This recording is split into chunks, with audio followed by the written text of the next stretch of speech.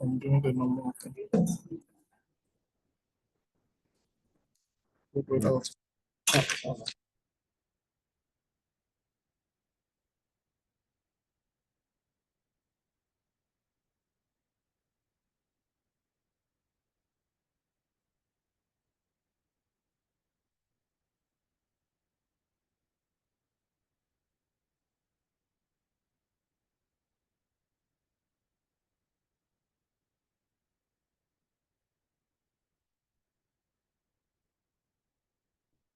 One.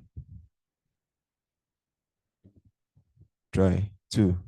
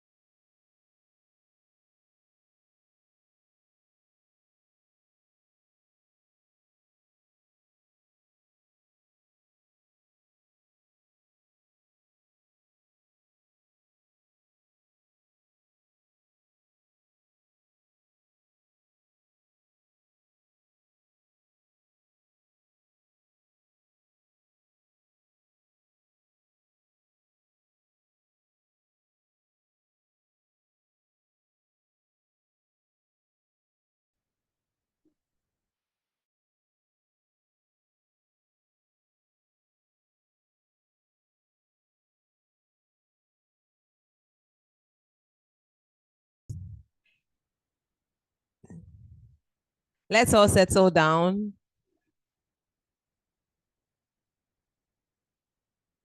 Let's all settle down. So if you were not able to finish, we continue after we're done with the event.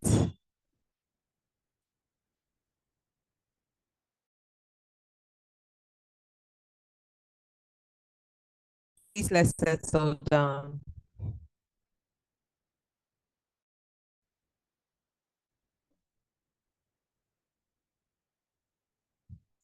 So I'll randomly select 3 people to tell me they met, the person's name, and what they learned about the person. I'll take 2 people from Achimota. And okay, so tell me your name and mention those you met. Thank you very much. My name is Quinote Esther Quinoki, and I was privileged enough to meet Dr. Mary Magdalene, who works with CICT UT CKTU test. Yes, and I'm looking forward to knowing her better and learning so much from her as well. And Dr. Esther as well. I met 2 people. Yeah. Please clap for her. Okay, you.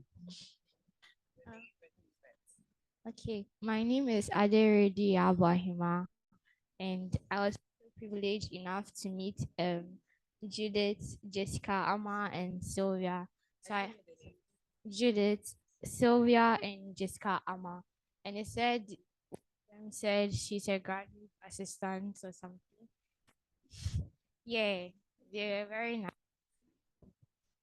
Awesome. She said it was very nice. So one last person, you.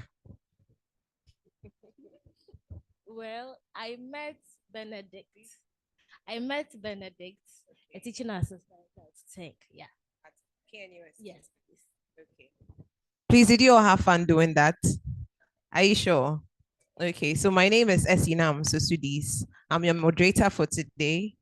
And before we start officially, I'd want to welcome all of you to this awesome event. You're going to have fun today. You're going to meet new people and you're going to learn a thing or two. If you believe this, say amen. Okay, so your expectations for today. Your expectations. I'll take 2 comments. I'm starting with Madam Jemima. I've done my networking already before you all came, and so she's someone I met today, and I'm going to ask her, what's her expectations? Hello, everyone. I'm expecting us to have a great event where we share ideas, we get to know each other, we get to project chemistry in our agenda, and even without agenda, because it looks like we have been pushed to the back a bit. So I'm happy about this event, and I hope that chemistry, the name of chemistry, will be uplifted. Yeah. Okay, fine lady from KNUST, right? Ghana Science. Okay, Ghana Science Association. So you tell us your name and your expectations. Hello, good morning. My name is Bala Hajaramatu. Yeah, my expectations are that we have a very interactive program, and at the end of this program, we all get to understand the need to get into chemical sciences, how important it is to us. Thank you. So I said 2 comments. I'm taking another 2 comments. How has chemistry impacted your life as a woman? Yes, Dr. Padova. I don't even know where to start from because chemistry is my life. I got into chemistry right from the senior high school when a Peace Corps volunteer taught me chemistry. He made it so basic for me. And since then, yes. So it's like your everyday life, it has how you behave is different. You are very critical with things. The way you approach things, you take your time, every little detail is very important because 0.000 gram of something can kill somebody. So you are detailed in everything you do and you are very critical. So your approach to things is different compared to other people from different fields. Thank you. Chemistry. How has it impacted your life? I think our lives are surrounded by chemistry all around us. The food we eat, how it's broken down to give us the energy to move about, it's all chemistry. The clothes we wear, the fuel that our vehicles run on, is all chemistry.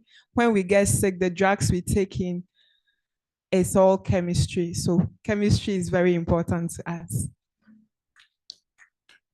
Chemistry is very important to us. I'm so happy to hear everyone's submission.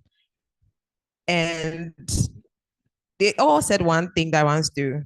We see chemistry all around us. All around us. And I like what the last speaker said. It's in what we eat, the fuels that our vehicles run on, and everything that we do. So without further ado, we just go straight into the program. I'd like to invite Dr. Latifa Mohammed to give us the opening prayer. Please give it up for her.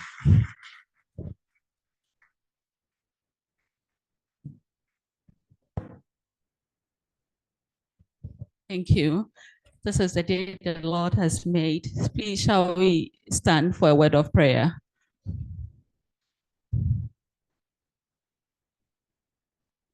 Father, we are indeed grateful for a day like this. We thank you for the life of each and every individual here. Those who are yet to join us, we thank you for their life.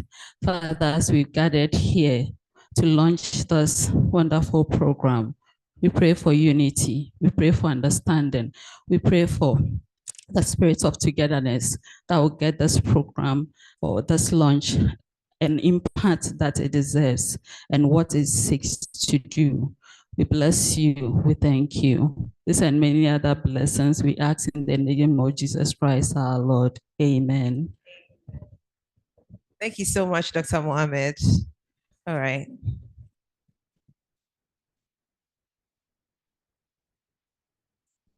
So we're all here for one purpose, for the launch of the Women in Chemistry Network and then the Global Women's Breakfast Celebration. So we would have Professor Marian Asantewaa Ankasa give us the opening address and the purpose of gathering. But before she does that, okay. Before she does that, I made all of you go around to meet people, but I think you should also get to know the person next to you. So smile to someone, compliment them. You have just 1 minute to do that. So you are shining, you are glowing. Who glow to say Uria? TFL Gloria. Compliment them. All right. I hope we're all comfortable. Step out of the door. When you get right past the registration desk, on your right is the washroom for the males or the gentlemen, and on your left is the washroom for females. So if you need a place to ease yourself, please, it's right after the registration desk. If you need water, there's one on your desk. If you don't have, just prompt me. I'll make sure I get some for you. Okay? Let's all settle in and have fun. I don't want you to feel this is a rigid or tensious room that you don't feel free. Please feel free. Everybody here is nice and free, okay? So without further ado, I'd like to invite Professor Marian Asantewaa Ankasa, our convener, to give us a welcome address and purpose of gathering. Please give it up for her. She's done amazing.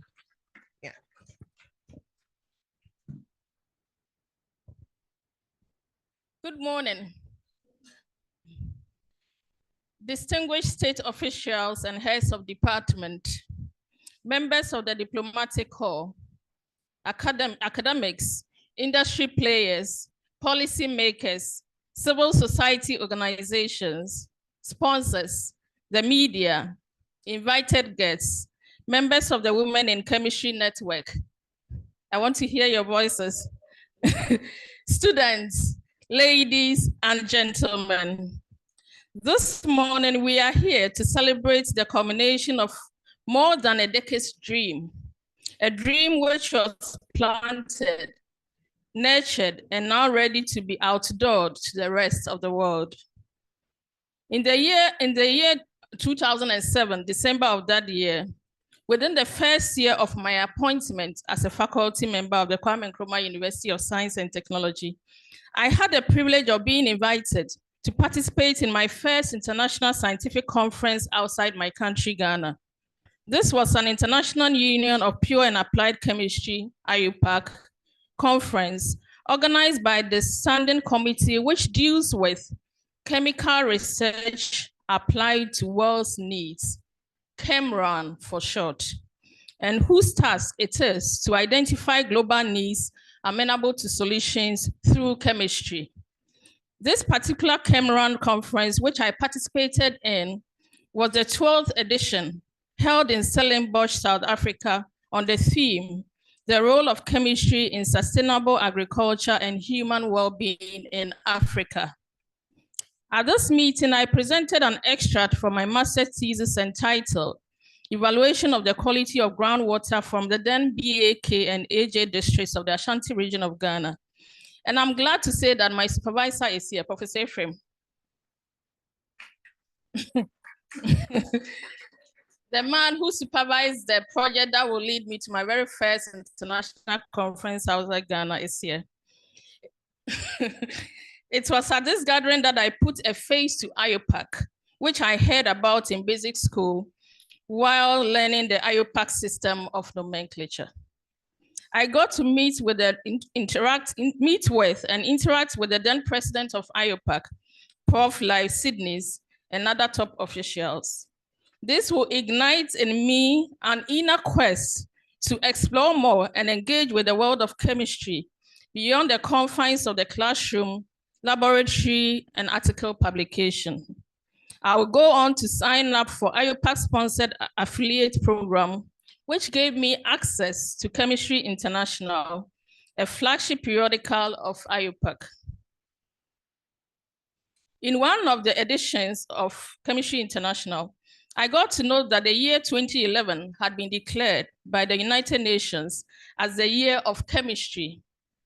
A focal point of the celebration was to provide the opportunity to celebrate the contributions of women in science, particularly on the 100th anniversary of the award of the Nobel Prize in Chemistry to Maria Curie. I signed up to participate in this conference. The opening ceremony and correspondence indicated a plan to host a networking breakfast meeting for women around the world in January of 2011. This inspired the creation of a Facebook page for women in chemistry in Ghana on the 16th of January 2011, where news in the world of science in general and chemistry in particular were shared. Dr. Mercy Badu of the Department of Chemistry, a longtime friend and colleague, and Dr. Bernice Ajiman Prechum, a researcher in the US, were some of the first people to engage on the platform. My application to participate in the opening ceremony of the International Year of Chemistry was approved. And between the 27th to 28th of January of 2011, I got the opportunity to interact with chemists from around the world, including many outstanding women, such as Dr. Nancy Jackson, the late president of the American Chemical Society, and Prof. Helene Langevin Joliot, granddaughter of Marie Curie. Now, the actual trigger to the quest to bring this hidden Facebook page to town and rechristen it as Women in Chemistry Network is multifaceted. One, it's a personal pursuit to give because I have received. Two, my membership with the Ghana Chemical Society, American Chemical Society, and the Royal Society of Chemistry, and the interactions thereof have also ignited this. Three, encouragement from family, friends, and mentors on the need for a platform to share and learn for greater impact. Influencers here include my sister Patricia, Dr. Latifa Mohammed of CSIR Industrial Research Institute, and Mr. Deridine Dazi of Heritage Lab Limited, friends and collaborators. My mentors, Professor Evans Adair of the Department of Chemistry and Professor James Dakwa of the University of Johannesburg have also been great influence. Number four, my participation in the 2023, that's recent, IUPAC conference in The Hague.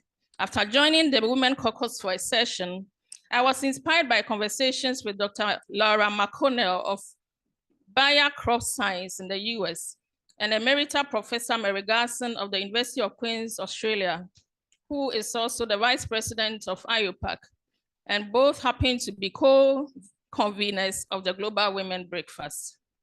It is against this background that the Women in Chemistry Network was conceived with today as delivery day for the rebirth.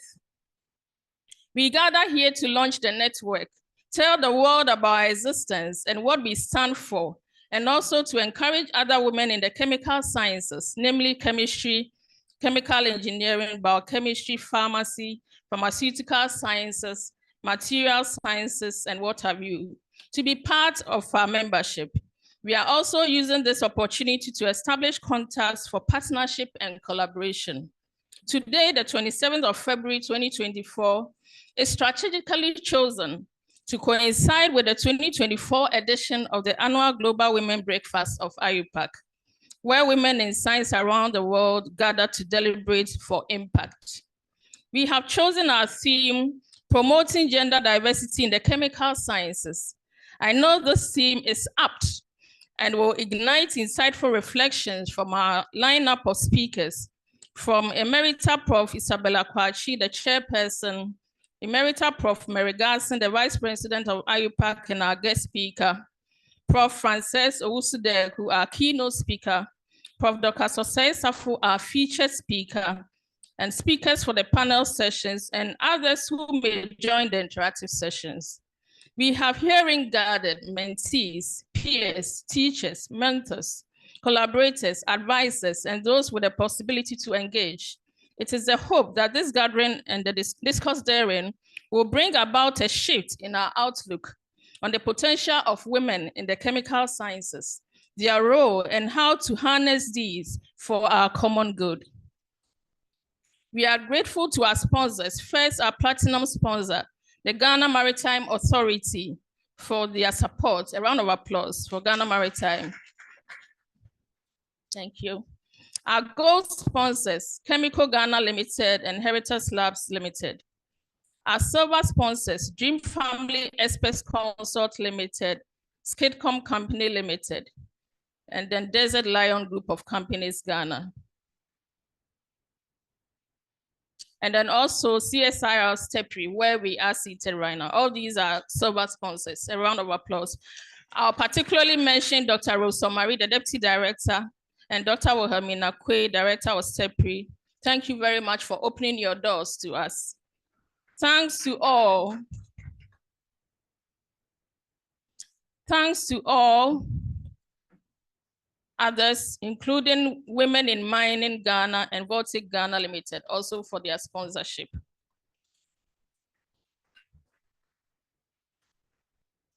We are particularly grateful to our distinguished invited guests who have generously responded to our invitation and are here. Students of Achimota School, thank you for coming. We are grateful to Mr. Frank Buedu of the University Press, KNUST, the brain behind our beautiful logo and most of the artwork associated with the launch of this event, and also Mrs. Abigail Asante of KNUST Wellness Center.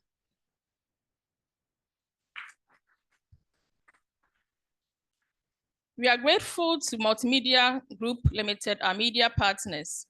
Finally, to the planning committee, members of the Women in Chemistry Network, and all who have contributed in both great and small ways behind the scenes to create this beautiful setting we all see today.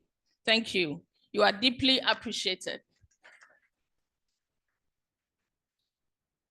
On this note, I wish to welcome you all to the launch of the Women in Chemistry Network. May we have an impactful time together. Chemistry, our life, our world. Thank you.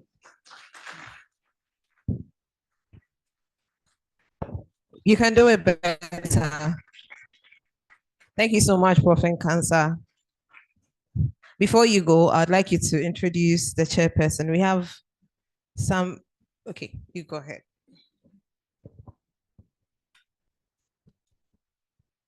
So our chairperson for this morning's gathering is a distinguished scholar in immunology and parasitology, educated at Achimota School. Is this a coincidental or divinely orchestrated? Holds degrees from the University of Surrey, Brunel, and from 1993 to 1980. Has dedicated 4 decades to teaching and research at esteemed institutions like the National Institutes of Health, Georgetown University in the US, and then in the University of Ghana. Our chair has groundbreaking research on malaria immunity and vaccine development, has earned international recognition, and has led the development of the first human malaria vaccine. I was expecting some reaction. She co-initiated and co-led the first NIH International Center of Infectious Diseases Research, fostering research capacity in Cameroon. At the University of Ghana, she established the Immunology Unit and first female director of the University of Ghana School of Public Health and the Foundation Dean, contributing significantly to international research capacity and leadership development. research fellowships, and collaborations span institutions worldwide, and numerous awards and recognitions, including the 2014 L'Oreal African Union Kwame Nkrumah Award for Women, and also the 2019 Clara Southmay Lidlow Award for ASTMH.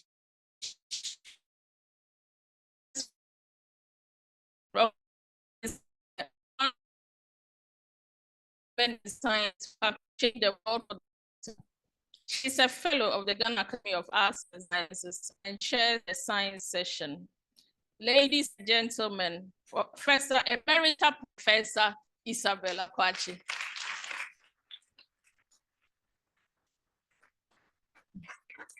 You can do better. A round of applause, a standing ovation, I think.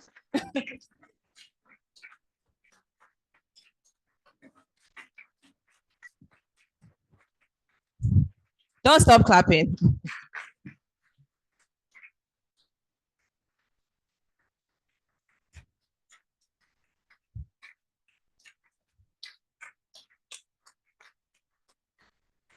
All right. Thank you all very much. We'll take the chairperson's response, then we continue with our program.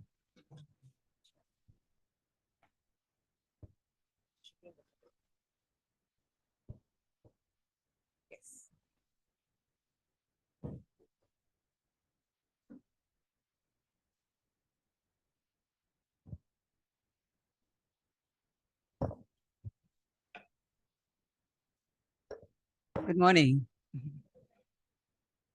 The convener of the Women in Chemistry Network and team, members of the Diplomatic Corps, state officials and head of department, academics, industry players, policymakers, civil society organizations here present, the media, sponsors, invited guests, members of the Women in Chemistry Network, students, ladies and gentlemen, good morning to you all again.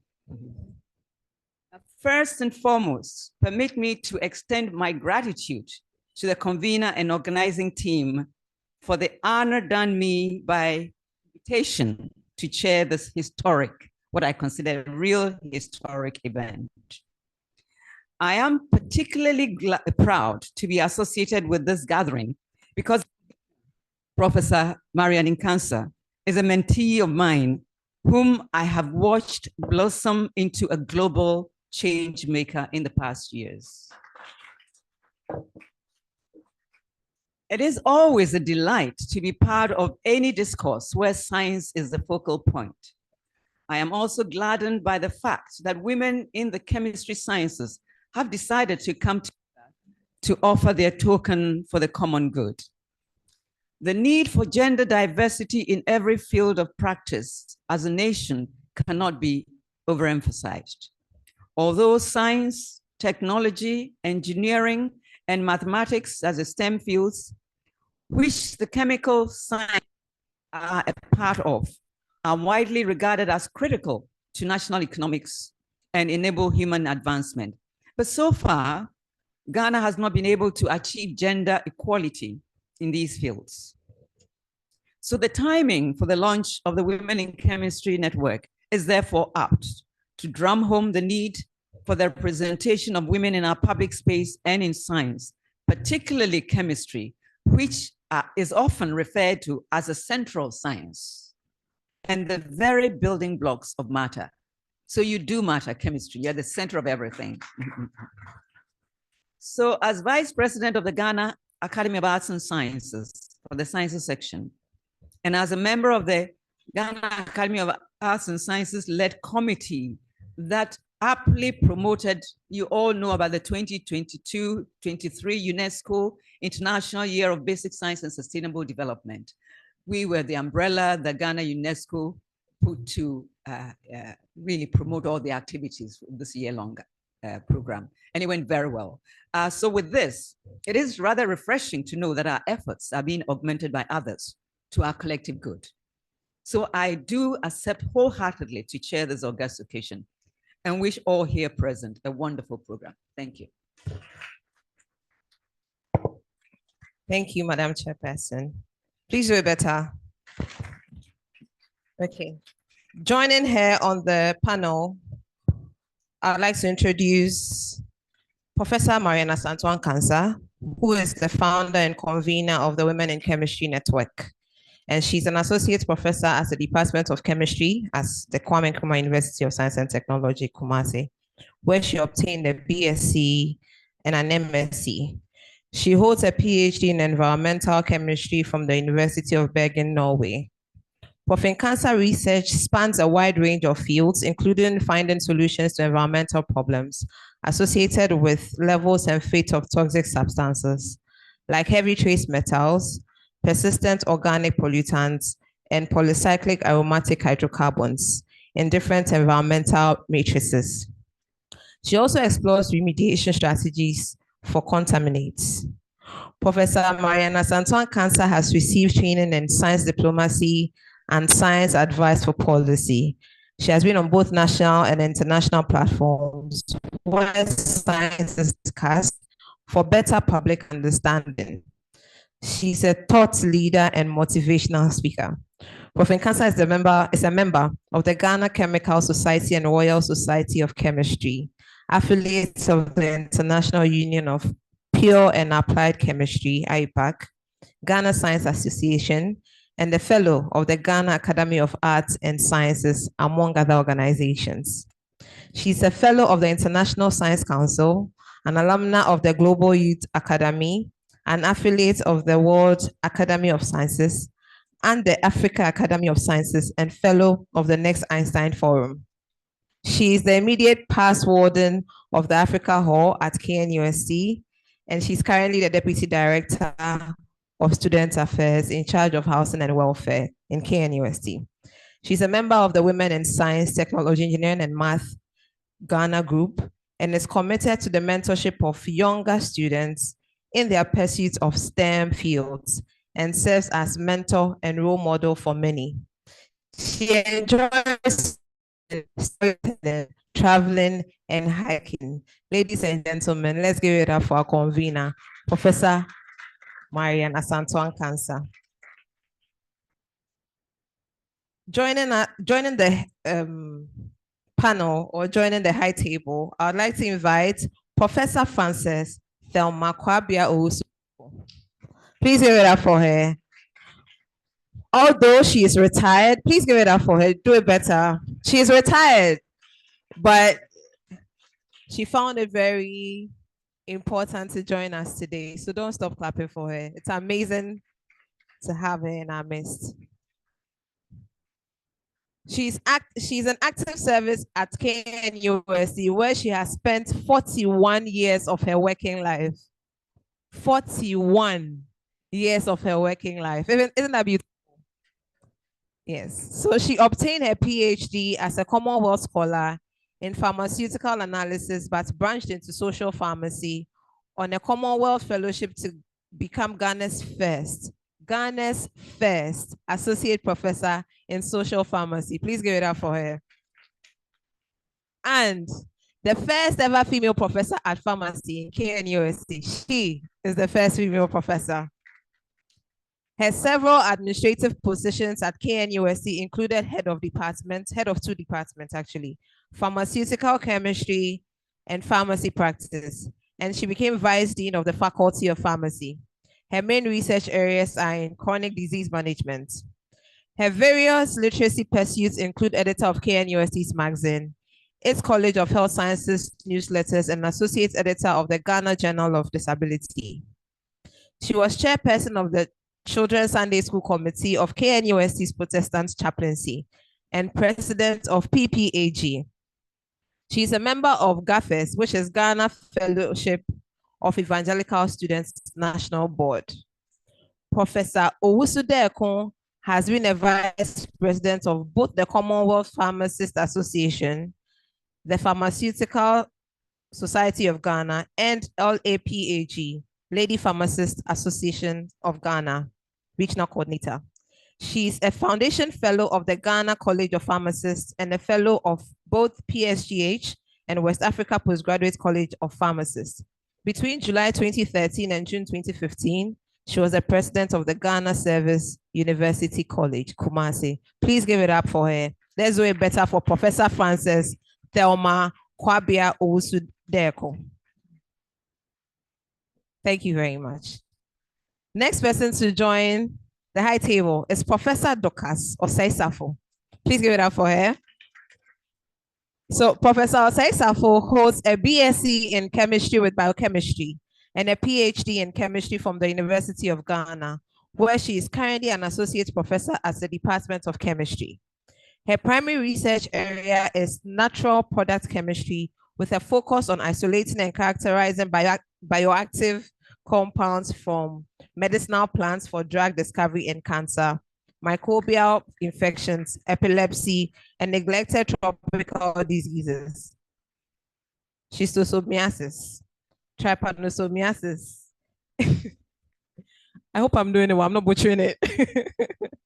Okay, she also has an interest in drug quality, and part of her research has been dedicated to the development and application of quality assurance methods for antimalarials and antibiotics distributed for use in Ghana, Togo, Nigeria, and Malawi through the quantification of their active pharmaceutical ingredients in comparison with pharmacopoeia. Pharmacopoeia. Is that the right word, please? Pharmacopoeia. Thank you very much, please. I'm a social scientist, so forgive me. Specifications. Professor Osei-Safo Dorcas is a fellow of the Women for Africa Foundation, the Ghana Academy of Arts and Sciences, and Vice Dean of the School of Graduate Studies, University of Ghana. Please give it up for her. Doc, please, Prof, please, you can join us on the high table.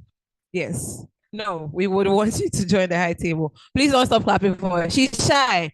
The shyness will go away when you keep clapping. Please keep clapping. Thank you very much, Prof. I'm so happy we have younger ones here. If you want to ascribe to anything, or if you're not inspired, or you're looking for inspiration, it's all around you in this room. You look at everybody seated to your left and your right. They are doing something productive with their time, and they have dedicated themselves to excellence and making sure they are good in whatever field they find themselves. So if anyone ever tells you that women can't do ABC, look at these women and tell yourselves that you can also do it, okay? Be encouraged and motivate yourselves. All right, so we're going to take a keynote speech. The keynote speaker is not here with us, but she sent a video, so we're going to play the video. Before the video, I'd like to give a brief overview of who she is. Emerita Professor Mary Garson.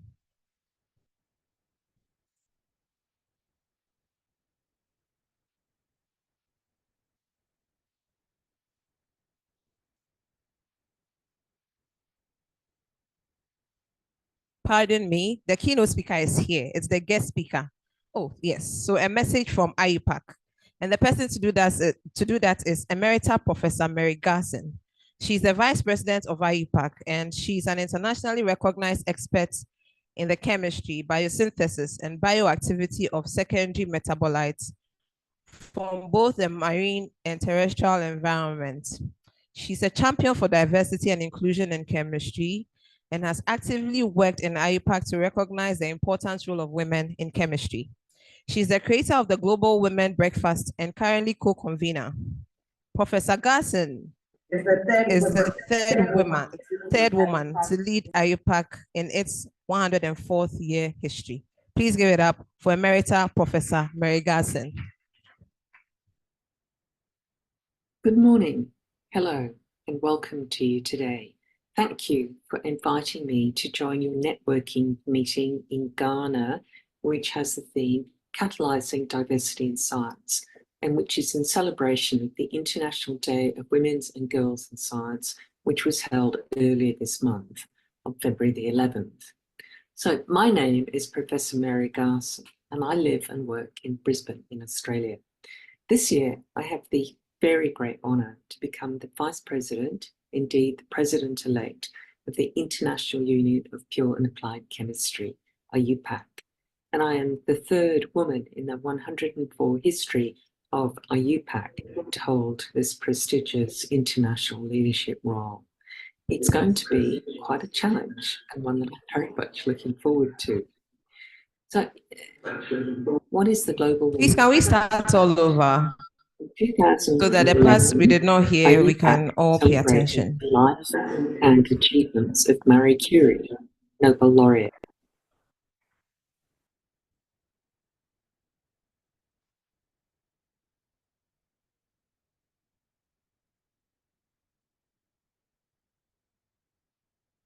Good morning, hello, and welcome to you today. Thank you for inviting me to join your networking meeting in Ghana, which has the theme Catalyzing Diversity in Science, and which is in celebration of the International Day of Women's and Girls in Science, which was held earlier this month on February the 11th. So my name is Professor Mary Garson, and I live and work in Brisbane in Australia. This year, I have the very great honour to become the Vice President, indeed the President-elect, of the International Union of Pure and Applied Chemistry, IUPAC. And I am the third woman in the 104 history of IUPAC to hold this prestigious international leadership role. It's going to be quite a challenge and one that I'm very much looking forward to. So, what is the Global Women's Breakfast about?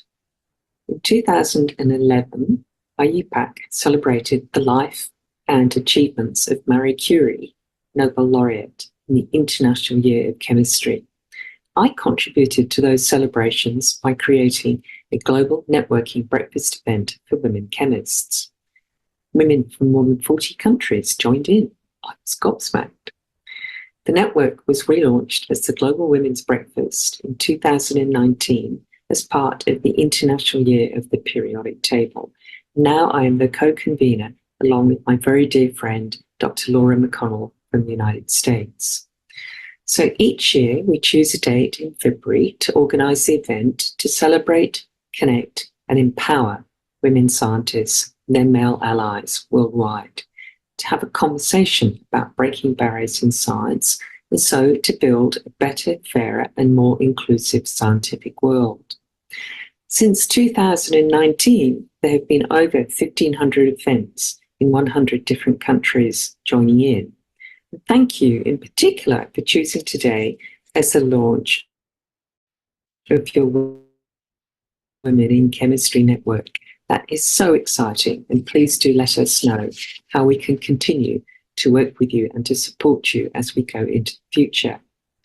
So what is the issue about? In many countries, women make up about 50% of the undergraduate university science population. In some countries, the numbers of women taking STEM subjects in high schools or universities is actually lower than that. And generally, our society remains STEM illiterate. Recent reports in my own country suggest that the overall numbers of students taking science subjects at high school are dropping.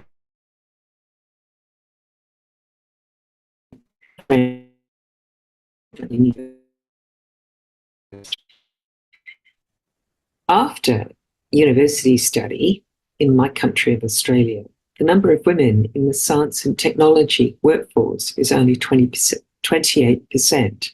That's quite a considerable drop from the 50% of women who are taking science subjects at universities. So all of these figures are against a backdrop of science being important. We're only think about the needs for clean water, for quality food production, for food security, for cheap and safe medicines, as well, of course, as green fuel and energy and regular access to energy and fuel, to understand the need for well-trained, creative and responsible scientists. Monday Science is all about collaboration, that is teamwork. There have been many studies which report on issues surrounding diversity in team situations.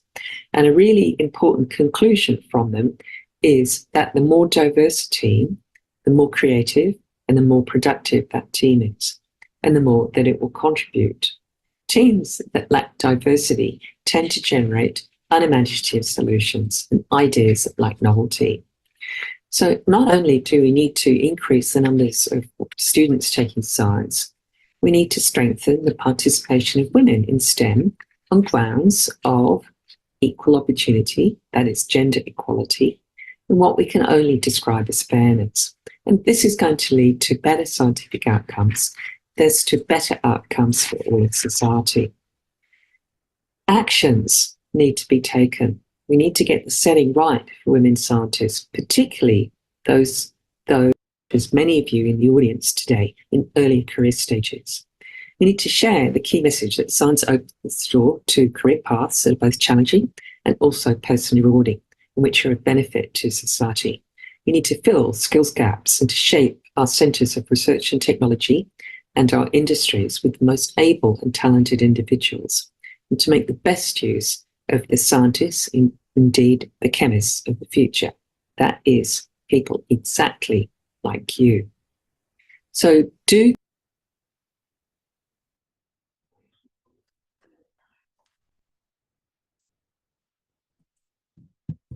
All right, thank you very much. Give it up for Emerita, Professor Mary Gazin. One thing I heard, she said there's a skill gap in the industry and we need more women to fill that gap. So I'm glad we have all of us here ready to take on that task. All right, so we'll take our keynote speech from Professor Frances Owusu-Deco. Please give it up for her. Or you can do it better. All right.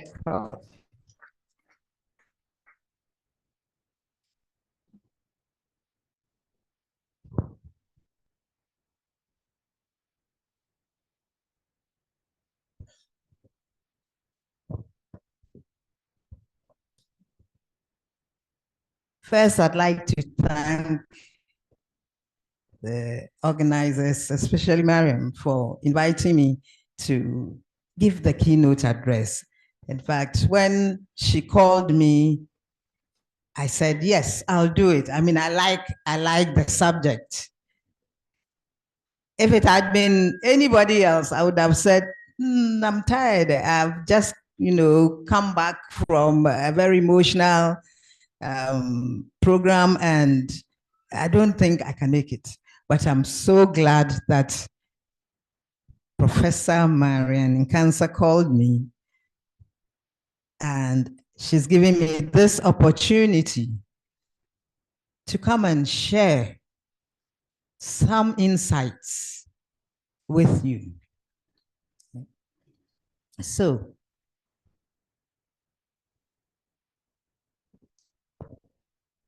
promoting gender diversity in the chemical sciences. Now, when we talk about gender, we can get into all sorts of tangles if we don't take care.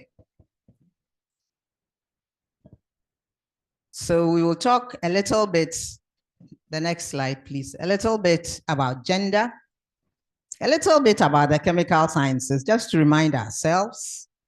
And then I'll tell you a story about a girl and what we can glean from that story for our discussions later. And then there'll be some concluding remarks.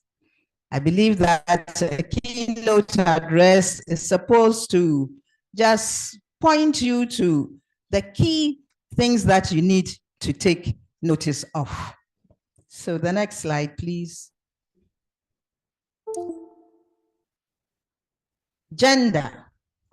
Now, when we hear the word gender, our mind goes first to women. But these days, there are so many things about gender, binary, bisexual, mesosexual, what. The A's and the plus and the asterisks. We don't want to go into that. We will restrict ourselves to the two sexes, God-given sexes at birth, male and female. But even so, when people get confused about gender and sex, because gender is not simply about sex, but the roles and responsibilities and expectations attached to being female or male. And it varies from culture to culture. So most people, when they hear gender, they say, oh, that's women's issues. But it is not exactly that. It is the balance. It is the balance between. But I would say that the misapplication to women-only issues arises from the inequities often associated with being female. And some of these are the declining numbers of females from primary school to higher education. Now, it is so here, but in some Nordic countries, you would find out that there are more females in higher education than men. But generally, it is less females the higher you go up the educational ladder. Then decline numbers which enter the sciences and the chemical sciences in particular, because biology, which is another branch of science, is often viewed as a softer option for women. In fact, I had wanted to teach biology whilst I was growing up. The expectations, it is also based on the expectations of what are female areas of study.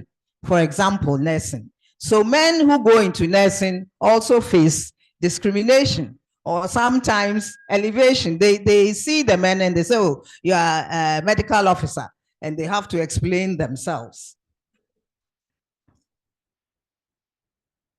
Next slide.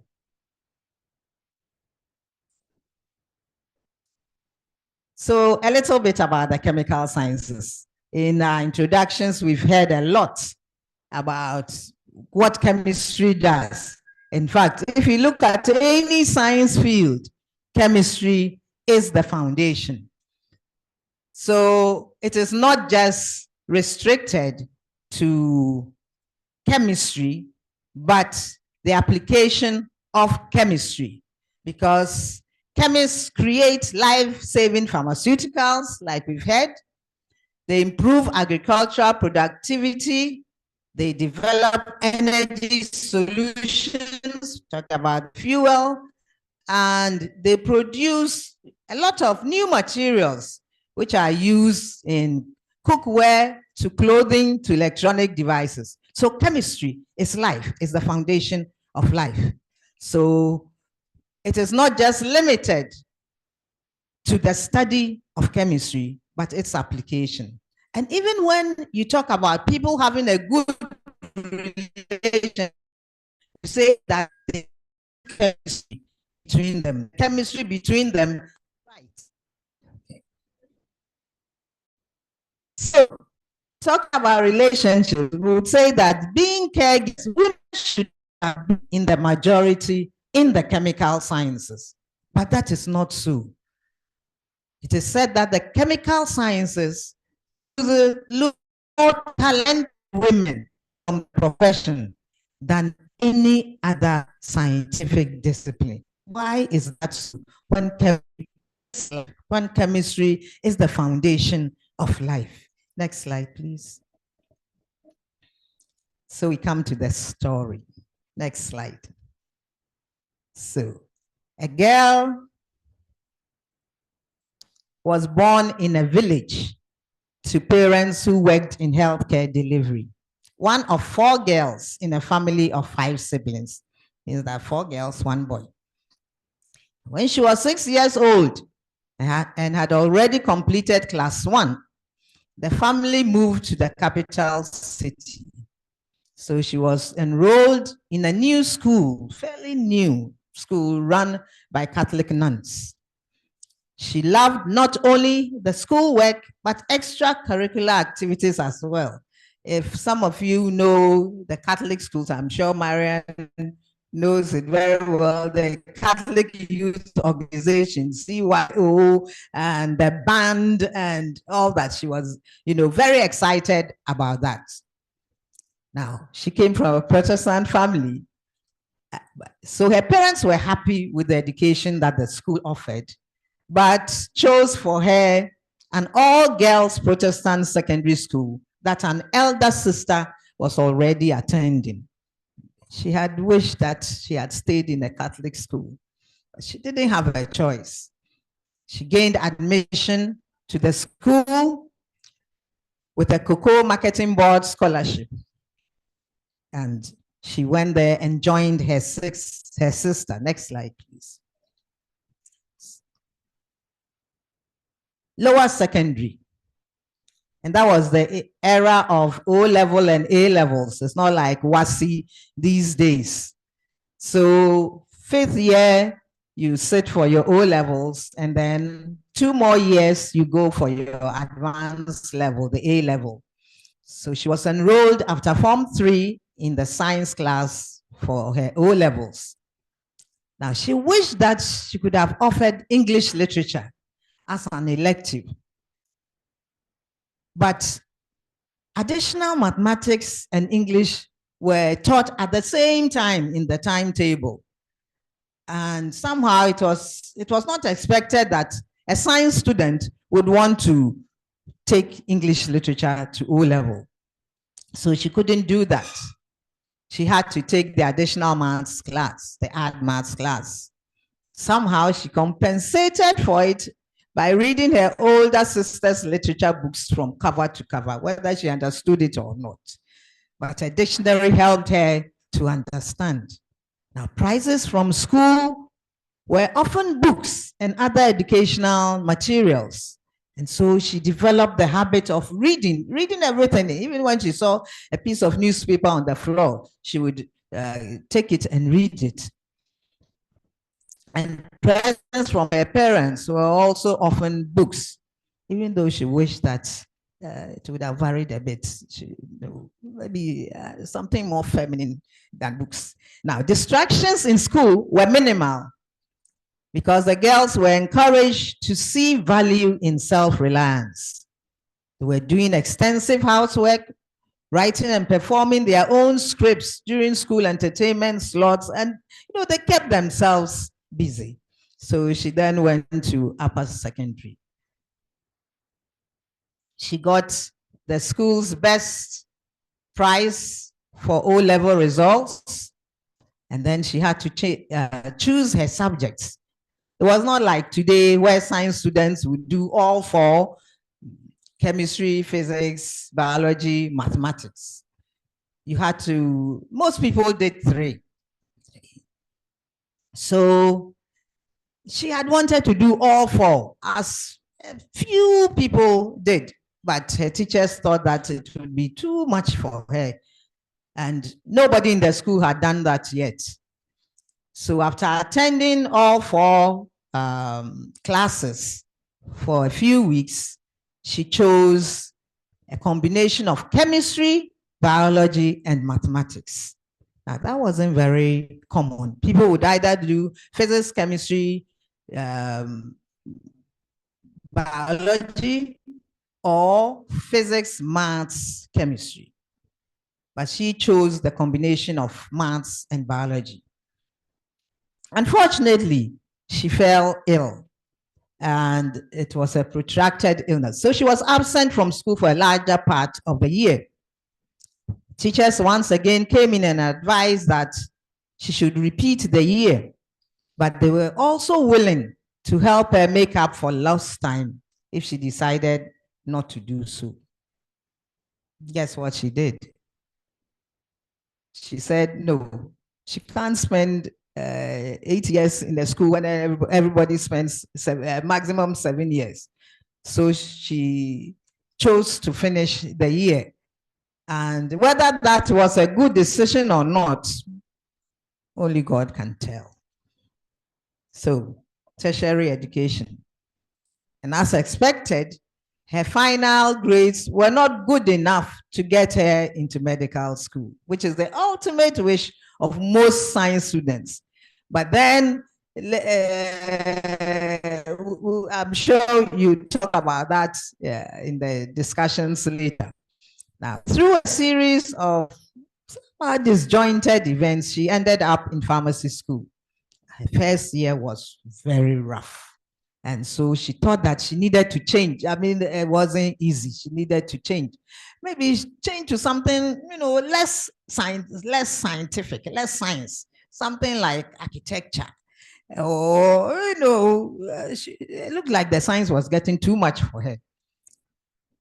And to do that, she needed to do very well so that she could switch, because architecture was also a sought after program in those days. So she applied herself to a subject that she didn't think she liked, but she did. She applied herself. Now, those days, pharmacy students took classes with pure science students. And the basic science lectures, especially chemistry lectures, were very, very technical. And she thought, my goodness, what is this? Deriving Schrodinger's equation from first principles for pharmacy. But then she had the support of older Christian mentors who got her into a small study group with male counterparts who were chemistry majors. And this peer tutoring proved so useful that she began to understand the principles of chemistry and realized that once she mastered those principles, most things fell into place. So as you can guess, she did not change her program. And with her maths background, she learned to love physical chemistry and its application in pharmacy. She majored in pharmaceutical chemistry in her final year, went on to do her master's in pharmaceutical chemistry with 4 males who did not finish the program, because that was a year or the years when it was so difficult for Ghana economically. You think we have a bad economic situation now. So we have been through worse. And so the men left, they didn't see the value of studying. They either went outside to study or branched into something else to find money. So when she finished KNUST absorbed her as a lecturer. She got married, had a family, and went on to do her PhD in pharmaceutical analysis. And the rest, they say, is history. This little girl is standing before you now. So who or what were the key actors in this girl's story? Let's see whether we can pinpoint some factors. I want you to remember 3 S's. That there were the systems or the structures, then there was society, and then there was self.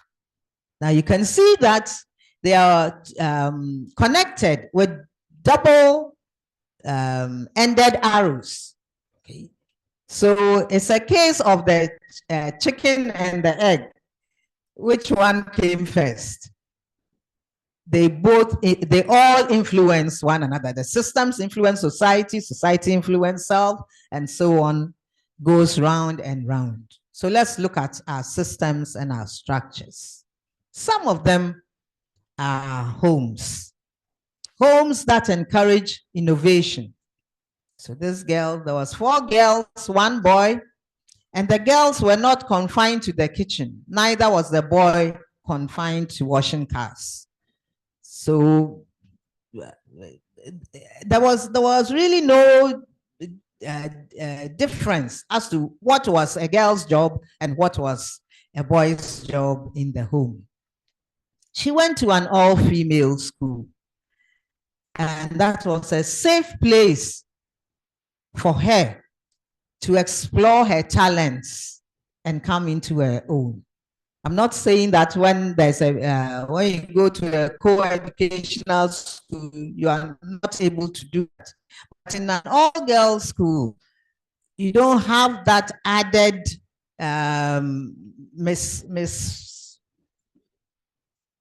which word? Social, what is this? Social scientists. Give me a word. Yes, no, not even distraction, but the culture where if a girl is adventurous, if she is assertive, then she's known as a cockerel, a male hen. Okay. So the schools also help. And then religious places that do not inhibit females in their quest for higher knowledge and promote leadership roles. Those are some of the systems and structures that will help promote gender diversity in the chemical sciences. Then there's the post-basic education and also academic publishing non-biased. Sometimes people have found out that, well, because they are females, as soon as they put something out there, it is thought of as not quite up to the standard. So systems will either promote or inhibit. But let us remember that the UN Sustainable Development Goals advocate for gender equality across all 17 developmental goals. Then let's look at society. Believe that governments should invest more in girl child and science education. Science education is expensive.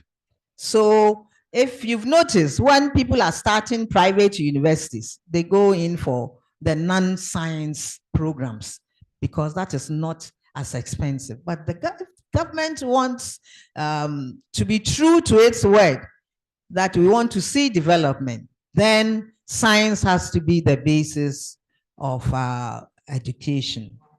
Parents and guardians. When parents do not inhibit their girls, the girls are able to go as far as they want to go.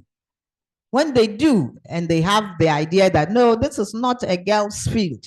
You cannot do engineering, you cannot do mining engineering.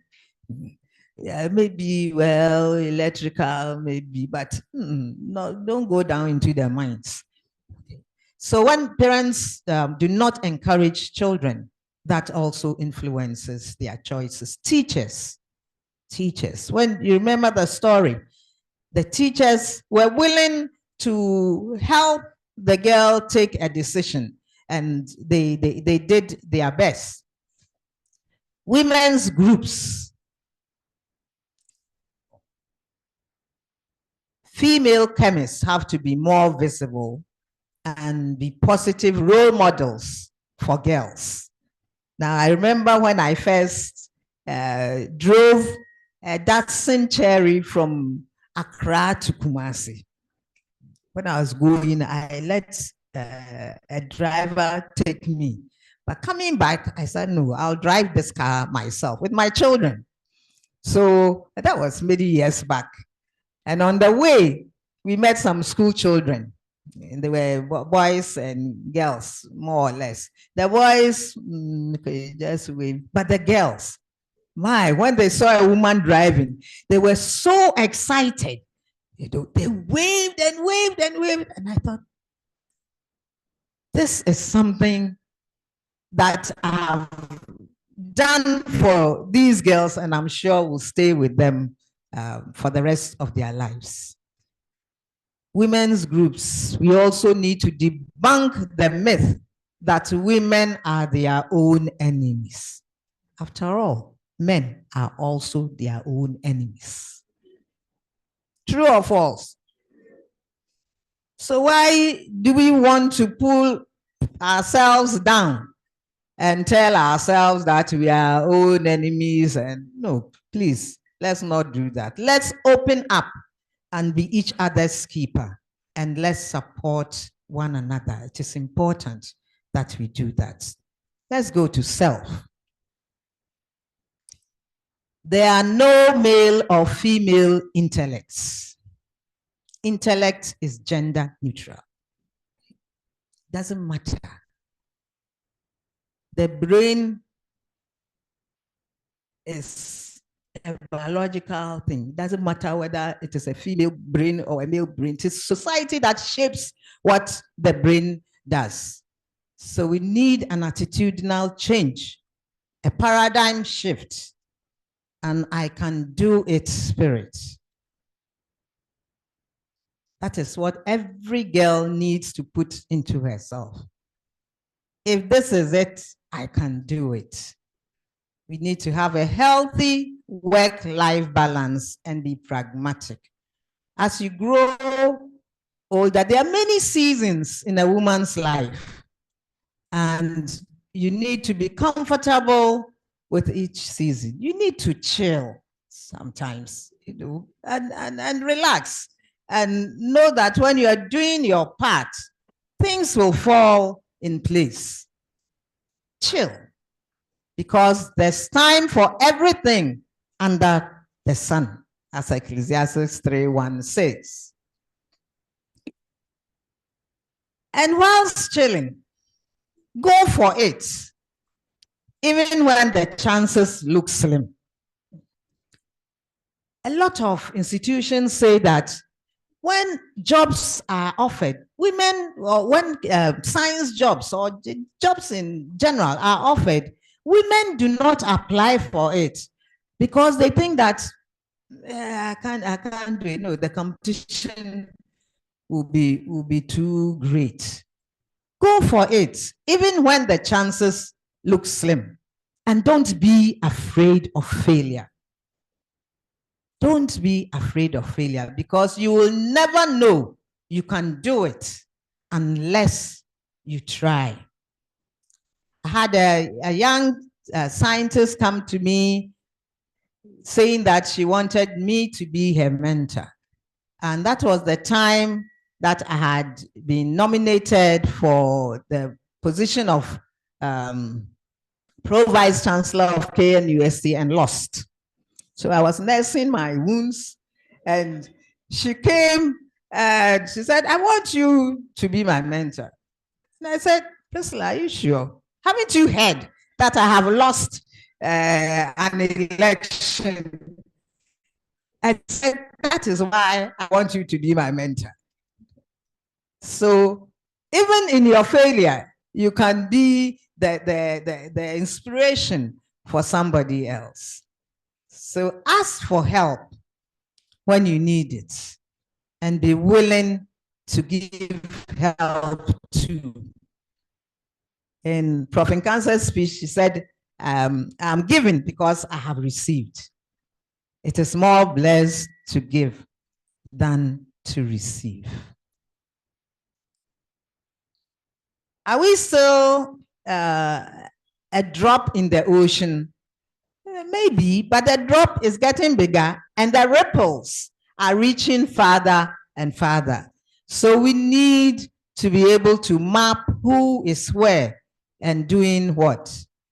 And a concerted, coordinated saturation effort by all is needed to impact young girls in the chemical sciences so that they can have a career in the discipline. I hope I've been able to give you some words and food for thought as we deliberate on issues today, and that it will inspire all of us to reach not just for the stars, but for higher up, and that we will be able to make an impact in the chemical sciences. Chemistry, that is life, that is the basis of everything, that is even the basis of human relationships. Thank you very much. Thank you so much, Prof. Please do it better. That was beautiful. I like how she told her story from a very simple and humble background. And now this is where she is. Give it up for her one more time. There are a few things she said that I would want to touch on. She said, when you master the principles, things fall in place. You remember she recounted the experience where she didn't understand something, she joined a group, and when she finally caught the principle of it, she was able to make sure all things have fallen in place. Okay, so I would want all of us to encourage ourselves. And when she touched on society, she said government should invest more in women in the sciences, and I agree. Women are not their own enemies. If we were, we wouldn't even be in this room. Please, do you understand? We are all here to support a worthy cause. And if we were our own enemies, we'd all come up with excuses. Oh, I have better things to do with my time. I don't have to be here. But look at us. Please be proud of us. Let's be proud of ourselves. We're here supporting one another. And I think that is beautiful. And she says, intellect is not gender neutral. I totally agree. Go for it, even when the chances look slim. I spend a lot of time in Prof. Nkansa's office when I'm free. And there's one thing she taught me that I have kept it here. When I see something I'm interested in and I want to apply for, I start telling myself, oh, there are people who are better, you know, maybe even the qualifications and whatever, I think you should just let it go. Then she said something. She was like, Essie, now for all you know, you are the only one applying. And that shifted, like, I got a shift in my brain that it could be that I'm the only person applying. And she shared an experience, and I have kept that in my mind till date. So when I see opportunities I'm interested in, I mean, what do I have to lose? Even if I'm not called, at least I tried. So let's all do that. Let's all keep that in our heads. Amen. All right. So we have a few people in our midst that I would want to acknowledge. We have Helene from the German embassy. Helene, give us a wave. Yes. We have Theodora Agbotui. Madam Theodora, please, where are you? Can you give us a wave? Fantastic. We have Bala Hajia Ramat. Hajia, please give us a wave. Yes. Rejat Adoma, please, where are you? Rejat Adoma, okay. And we have Anna Moni. Anna, yes, there you are. We have Professor Johannes Abuja, who is a chartered chemist and a lecturer at the Kwame University of Science and Technology. Please give it up for him. Okay. So at this juncture, we'll take a featured speech from Professor Dorcas Osei-Safo. Please give it up for her as she gives the speech. Hope you're learning. You're having a good time. Fantastic. You're welcome. Madam Chair, with your kind permission, I would like to go with the already established protocol. Thank you. Good morning, distinguished ladies and gentlemen. First, I would like to commend my colleague, Marian, Professor Marian Asantewaa Nkansa, for her vision for creating this network. I applaud her efforts, and I want you to join me in applauding her efforts over the years. Yes, and we can only support her to make this work for all of us. And I would like also to thank the organizing committee for selecting me for this role. So I am an associate professor of chemistry at the Department of Chemistry, University of Ghana. I am a natural products chemist by training. So what I do is that I identify compounds in medicinal plants that have the potential for use as drugs or medicines, essentially. And the disease portfolio that I've worked on so far includes cancer, microbial infections, and also neglected tropical diseases. So schistosomiasis. So students, you know about elephantiasis, bilharzia, and all of that. Yes. So compounds mainly from medicinal plants that have activity against these diseases. That's one, actually the major research focus. Then I also work on applying quality assurance methods to ensure that the conventional medicines that we use, and mainly I've worked on malaria, anti-malarials, so like the artemisinin, so artemether, artesunate, etc. That the label claim, what the manufacturer has put on the label claim, actually matches what is in the pharmacopoeia. Okay, so to check that the active ingredient that is in the anti-malarial tablet, the amount there is almost equal to what the manufacturer has put on the label. Okay. This is to ensure that we curb the rising incidence of falsification and also substandardization of our medicines. When you take the drug and it doesn't have the requisite amount of active ingredient, then gradually the parasite develops resistance to the drug. So that's one aspect of the research that I do. And then lately, because in our setting, so if we take Ghana or Africa for that matter, you know, there's a wide patronage for herbal medicines. And the herbalists will say that, oh, it does this, it does that, you know. So my research is also gradually leaning towards the scientific validation of the claims, that if they say it cures malaria, indeed it does. And also it is safe. So that's what I do as a chemist. Now let me share my story. So, and how gender has shaped my journey. So the early beginnings. I was born into a family of 7 siblings, 5 girls and 2 boys. So I'm the 6th. My dad was an astute businessman who valued education greatly. So he encouraged all of us to go to school. He was ready to support us to any extent that we could go to. And he wanted one of his children to be a medical doctor.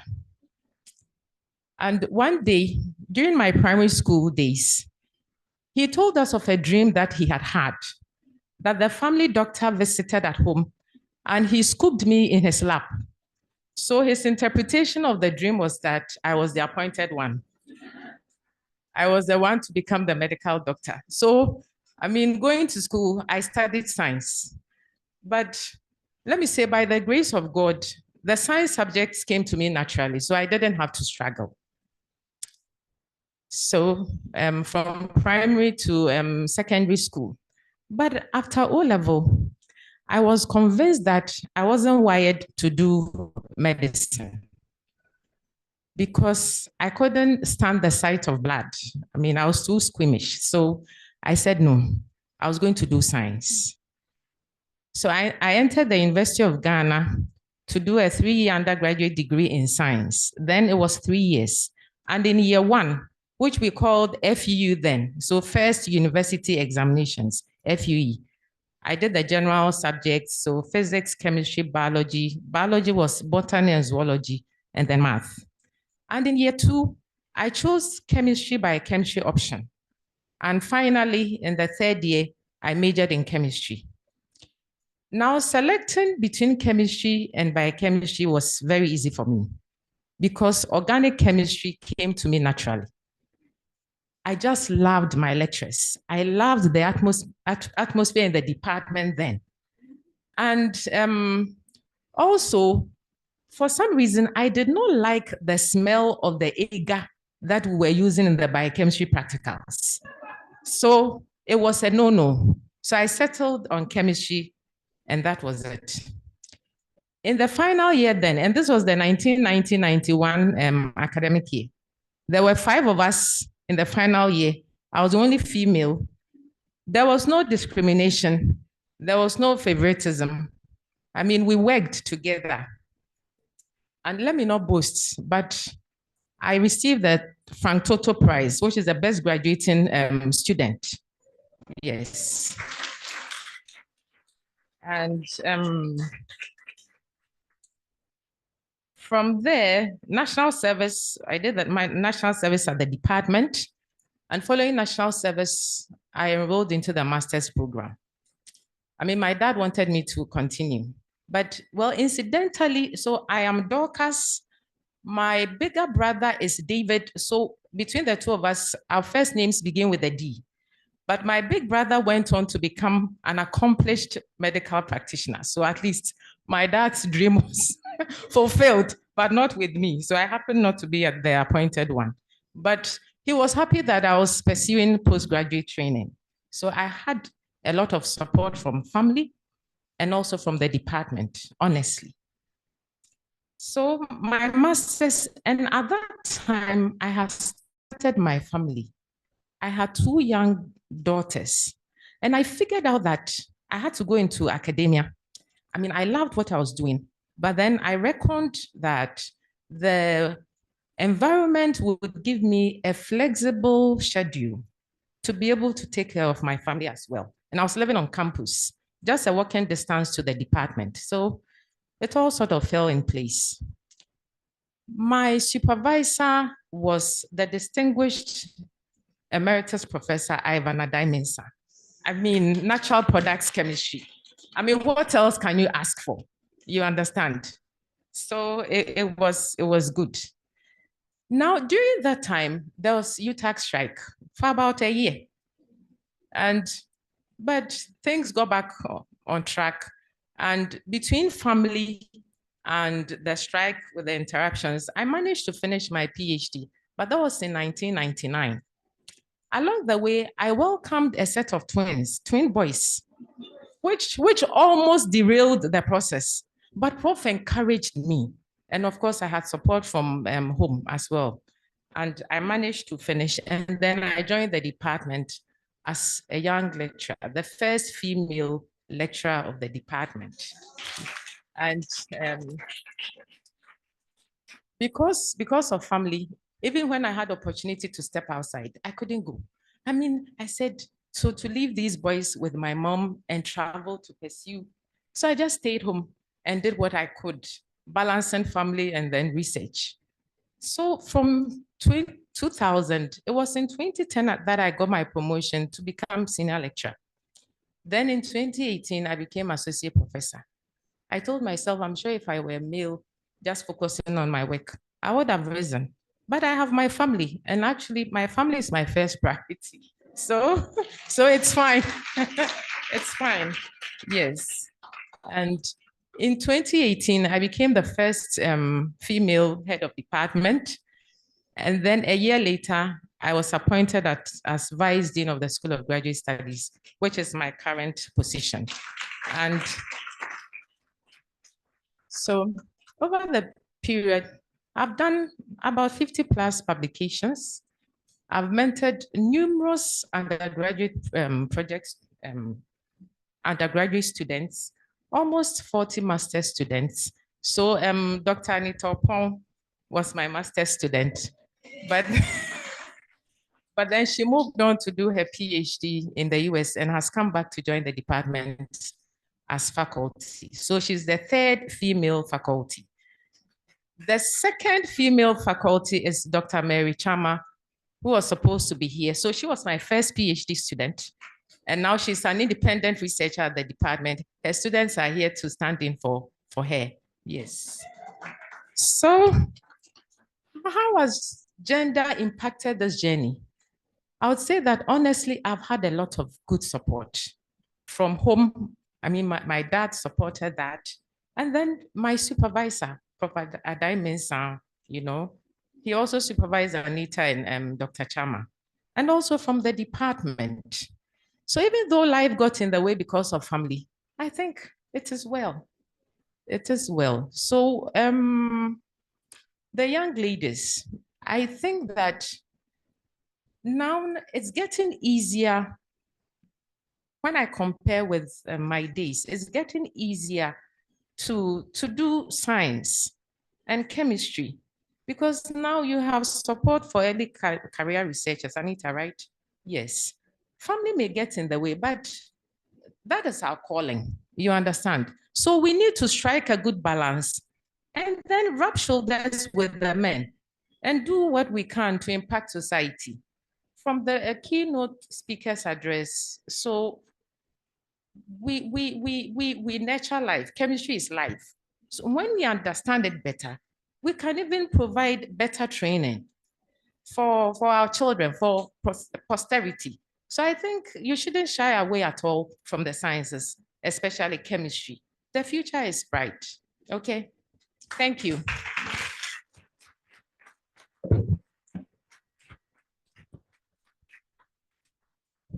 Very much, Prof. The future is what? Very, very, very bright. We need sunglasses because it will blind us. All right, so I'd like to acknowledge a few dignitaries in our midst. We have Mrs. Bantele Diamamle, Assistant Headmistress of Ashimota School. Please give it up for her. Please give us a wave. Yes, thank you. We have Dr. Juliet Atta, Ghana Atomic Energy Commission. Hello. Dr. Juliet, yes. Dr. Welmina Kwe, Director, CSIR Stepri. Yes, please give it up for her. Mrs. Jemima Dorinofe Japon. Yes, she's the head of units at Cosmetics Registrar, Food and Drugs Authority. Mrs. Esther Abuajetando, head of ASI Lab, Ghana. Okay. Ghana Manganese Company. Okay. Please give it up for her. Can you give us a wave? All right. Mr. Michael Lesiedu, HOD, Chemistry of Ashimota School. Please give it up for him. And we have Mrs. Nanaya Fable.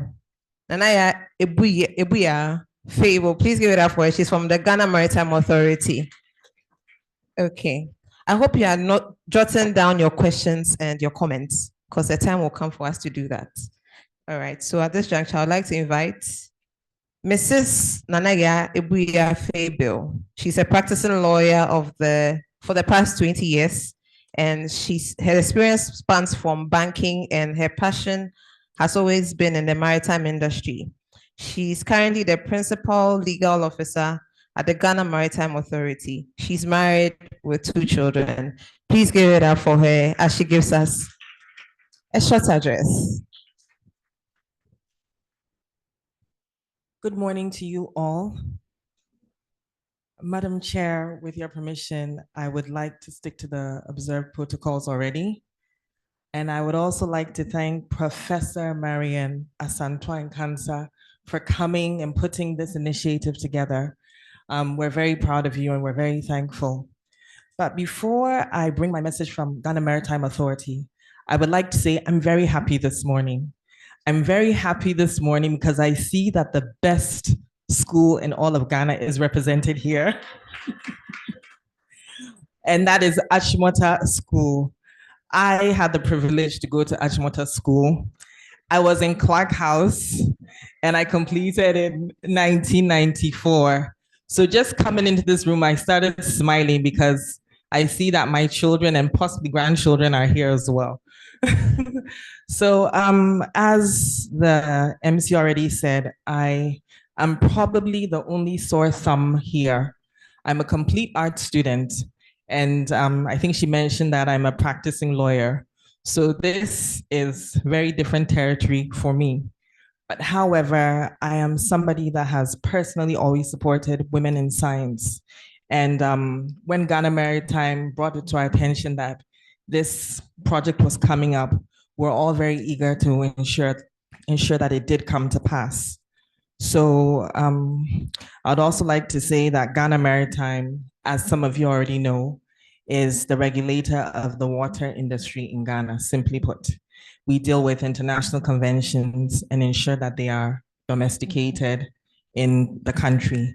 But basically, my message from Ghana Maritime this morning is that we would like to encourage everybody, especially women and the young girls from Achimota School, especially, to not give up their dream of science.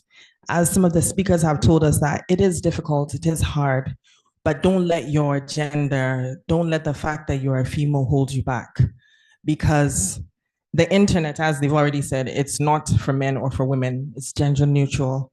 So with the right amount of hard work and the right amount of focus and dedication, whatever you do want to become, you shall become. This is my message from Ghana Maritime. They say that anytime you need any assistance, please contact whatever program you're having, we are prepared to support you. Thank you very much. Thank you very much, Mrs. Fable. Anytime we are ready, we should knock on their doors. They are willing to sponsor us. All right. So please, I hope you heard that. They're ready. I would like to acknowledge our sponsors. So we have Ghana Maritime Authority, Chemical Ghana Limited, Skidcom Ghana Limited, Heritos Lab, Desert Lion International Ghana, Family Dream Consults, CSIR Stepri, Women in Mining, and Voltaic Ghana. Please let's give it up for our sponsors. Without them, we wouldn't have been able to pull this off. I went to Laboni, so when Achimota people want to do their checker, like, no, Laboni is the best mid school in the whole of Ghana before Achimota. Anyway, so at this juncture, I would like to, we'll get to the launch of the Women in Chemistry Network. So to do that, we would like to invite our chairperson, Professor Kwachi, Emerita Professor Kwachi, and Professor Mariana Santuan Kansa, and a rep from Habitos. Yes, so we'll be launching our logo, the network itself, and then our website.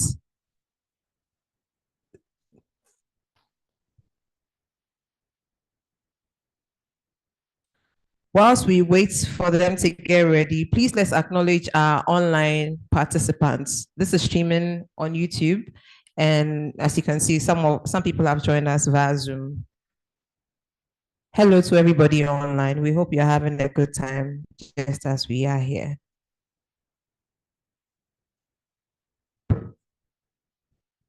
So whilst we wait, I'd like to take questions from 5 people. I like it when everybody looks down when we start talking about speaking. It makes my job so easy. I'll just walk up to you and give you the microphone. So volunteers, 5 people. At least 3 for Achimota. Okay.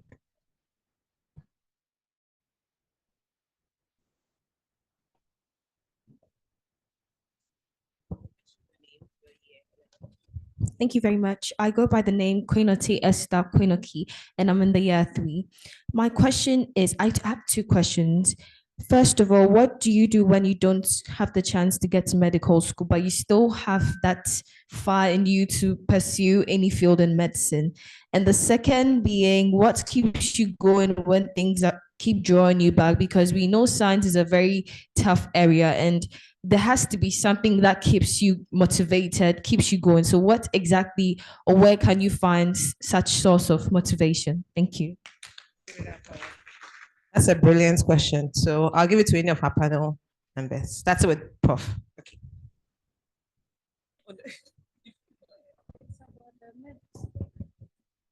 Well, with your permission, yes. So your first question, how to get into medical school, by all means. Medical or suicide, that was a balance then. But currently, I'm aware that there's the graduate entry program. So when you are done with your first degree, you can still go into medical school. Thank you. Yes, I think that I have a number of examples where people have wanted to go into medical school or some other program, but they had something else. And when they worked hard at what they were given, they realized that after all, they didn't want to go to medical school, or they didn't want to go to that program. I mean, I am an example. You know, I sit here and I think medical school, would have been terrible if I had gotten entry. And my son, he wanted to be a lawyer. And so I talked to a former Chief Justice, and he said, oh, it's better if you do some other program and then you go on into law school. So he went to do, what was it that he did? He did something in, forgotten what they call it now. My gray hairs are taking over. So, and when he finished that program, he said, I don't want to go into law school. I don't want to go. And now he is an associate professor in geography in the US. You see, so if you don't get into medical school, work hard at what you get into, and you will, like, the opportunity is there for graduates to go into it if you still want to go into it, or you will find out that what you have is even better than what you thought if you work hard at it.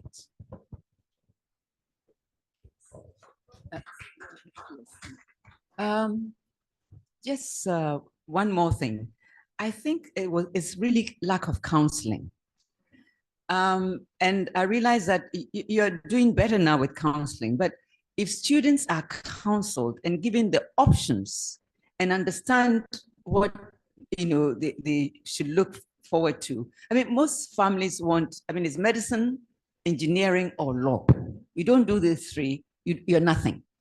And, so they force children into medicine, and they get to the point and they can't stand blood. Or they become so technical, there's no emotion. We find physicians who have no emotion for the job, but because they were just pushed in there. So I think parents, counseling, at schools, and really, getting to understand what else is out there is important. Or we were lucky when we were growing up.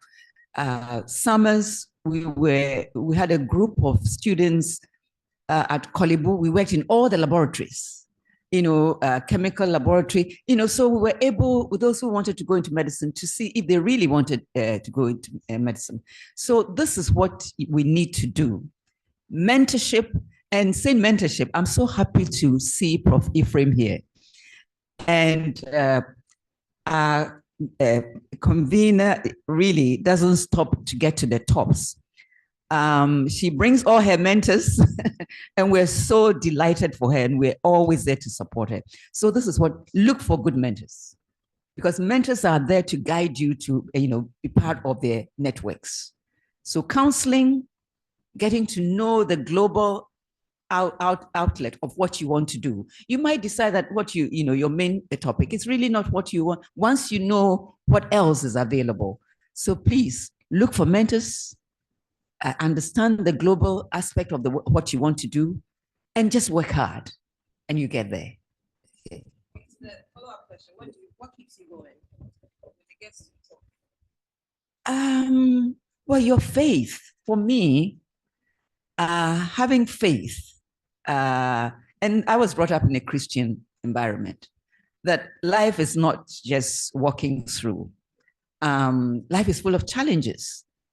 But you're thankful for getting up in the morning, and you're born to make a difference. You're not born to just walk and be happy throughout life. You're born to, meet the demands of life and to leave a legacy. Really, what's the point of just doing anything without, making sure you're making someone happy or you're helping somebody? So I think, the art of giving should be primary to whatever you're doing. Whatever you're doing, do well, hard work, integrity, and the rest will fall in. But your faith, hard times, friends, family always are there to support. But your own integrity and the need to get there at all costs will also help you. Thank you. Prophet Nkansah, what keeps you going? Thank you. So when you are stuck, what I do is that I look for someone to talk to. And I have very few of such people that I call venting buddies. Someone who will not judge. Sometimes all you need is a listening ear. You vent and then you go home. It helps. If you feel like crying, to do, but don't do it in public because we've been accused too much of being emotional. So cry, make an excuse, go to the washroom, wipe your tears and come back with a smile and a swag.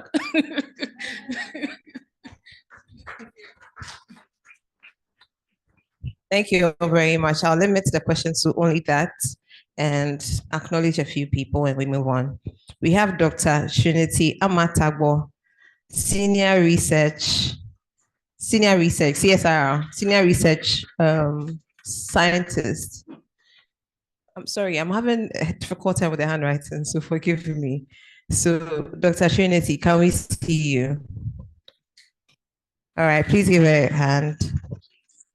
We have Dr. Mary Magdalene Pedavois, CK Tedam Yitas Navrongo. Please give it up for her.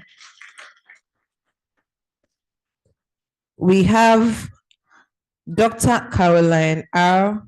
Kwewu, Department of Chemistry, KNUST. Please give it up for her.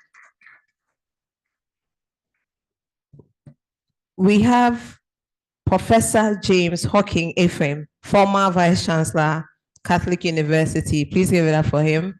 Please give us a wave. All lecturers from KNUST that I've not acknowledged, please give me a wave. Okay, I'll get to you. Thank you all so much. So we are ready for the launch of the network, the logo and the website. I'd like to invite Emerita Professor Kwache to join us here. Prophet Nkansah would also join, and a rep from the lab, Hepito Lab. Yes.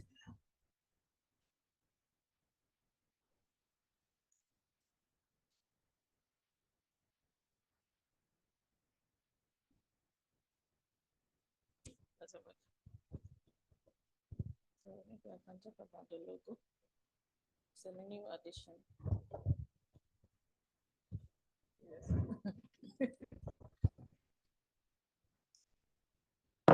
Thank you very much. So we have our logo. If you can, the simple task we're going to do now is to launch the logo, launch our website, and also launch the network that we are all part of. So this is the logo. And as you can see, we move on to the elements in the logo. So the next slide, please. Yeah, the symbols. There's a female representing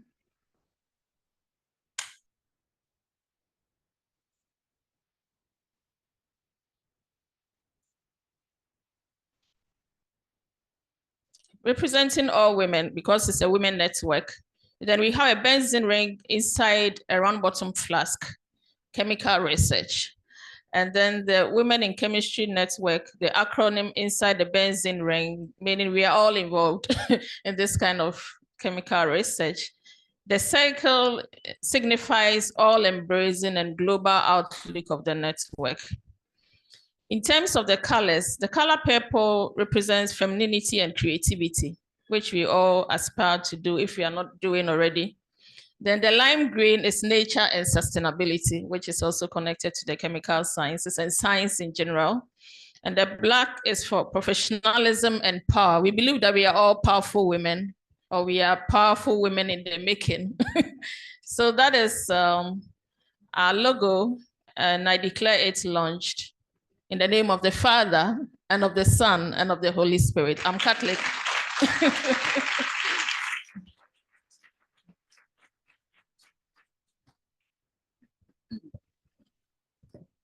So now the launch Women in Chemistry Network website. Now the presence of a website for any enterprise is necessary for visibility and verification of its existence.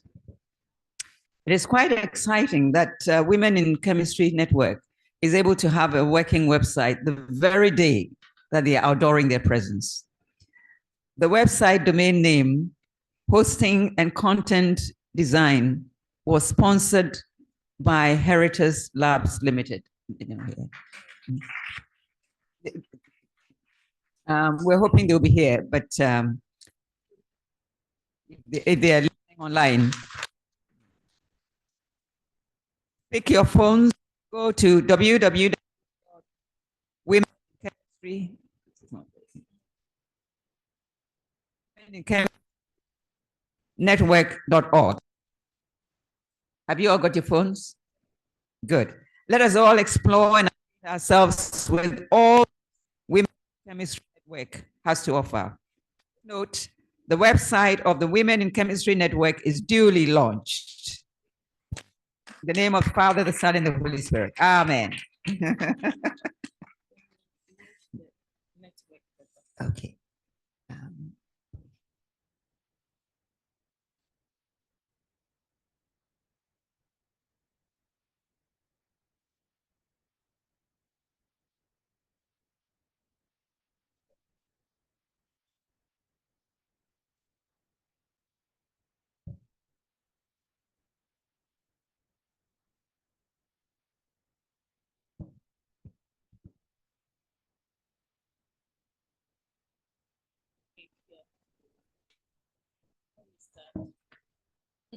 You can play it as a conference.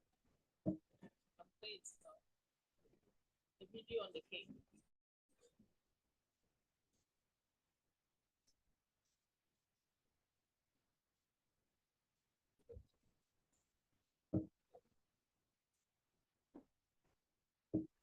So the logo shows it.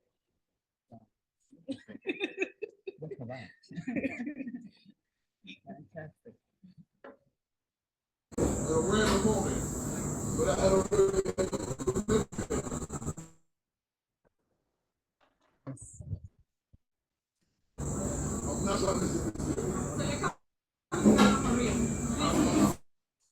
I'm not going to promise, but that's the goal. Well, we want to see it now. So this is an agreement between my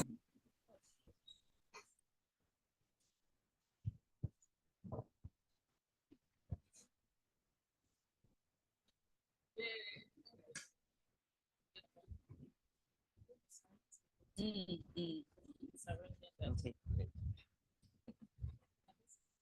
It is. I'm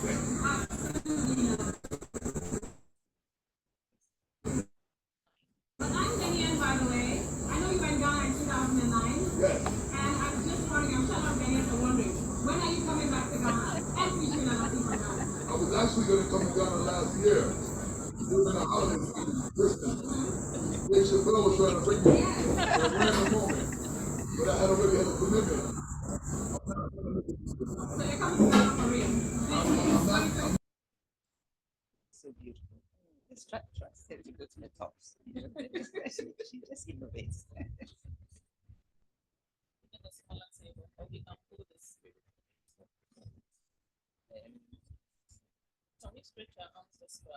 Okay, we're better than a smaller table length. Okay. Okay, that's one of them.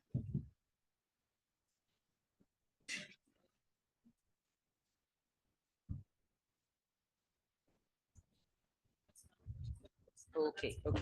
Yeah.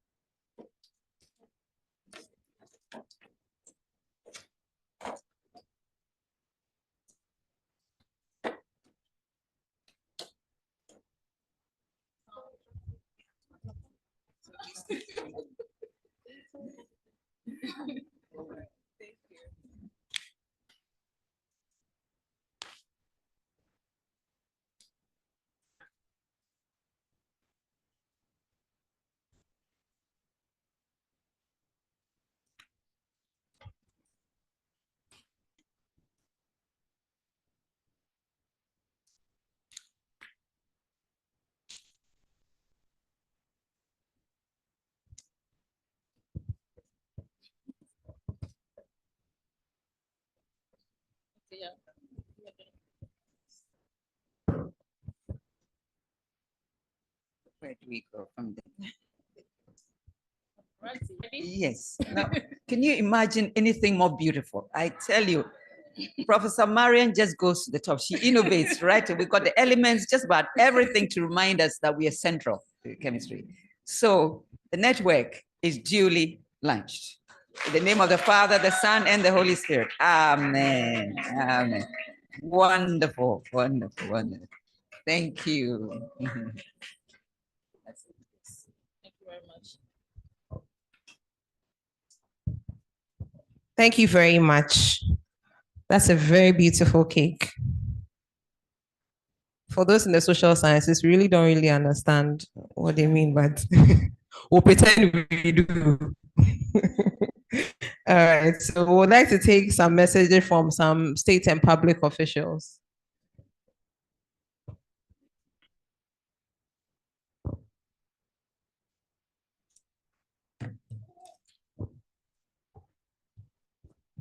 Please, do we have the diplomatic corps here to give us a message? Helene, do you have a message for us? Please give it up for Helene. Do you have any message for us? Okay, so we'll take a comment from you, all right? So I'll just bring you the microphone.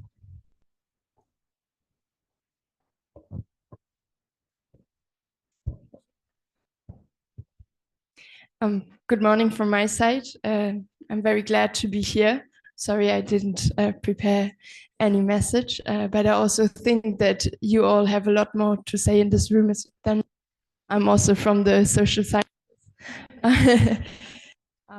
But yes, I want to thank all the women that worked in the background to make this launch of the Women in Chemistry Network work. And I hope that this network will work on to encourage a lot of women in chemistry and to strengthen also the position of all women in chemistry sciences. Thank you very much. Thank you, Helene. Like I mentioned earlier, Helene is the German embassy. And so we'll take a couple more questions, take a photograph, and then we'll go on a snack break. Oh, yes, sorry. I would like to invite the team from STEPRI to give their solidarity message. All right, please give it up for her.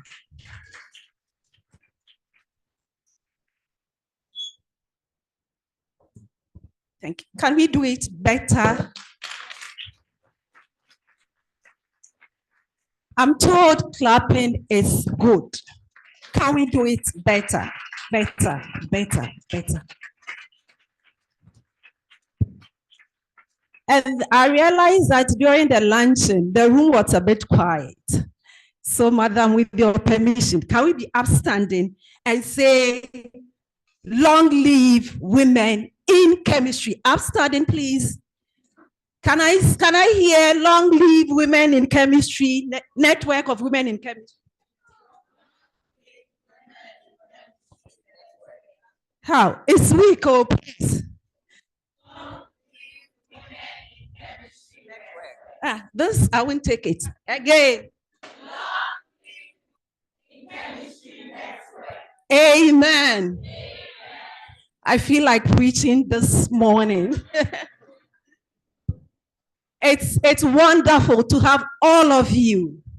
I'm so glad I made a time to join. And Auntie Rose, thank you so much. This is the Deputy Director of CSIR, Science and Technology Policy Research Institute. She's such a wonderful and powerful woman. Yeah. So now my message from CSIR. I bring you warm greetings from the staff of CSIR, Science and Technology Policy Research Institute. On behalf of the management of CSIR STEPRI, our wonderful brand, I deem it a pleasure to be part of this special event, the launch of Women in Chemistry Network to promote gender diversity in the chemical sciences. CSIR STEPRI has a mandate to conduct research to provide knowledge-based information and contribute to formulating and implementing policies and programs for the socio-economic development of Ghana on the basis of science, technology, and innovation. One of the key components or themes of the work we do here is on the development and management of science, technology, and innovation, human resource, which aligns very well with what we are doing here today. The objective of this network of promoting the work of women in science and in chemistry in particular. You all agree with me that the frontiers of knowledge exchanges in STEM and in chemistry in particular is fast expanding.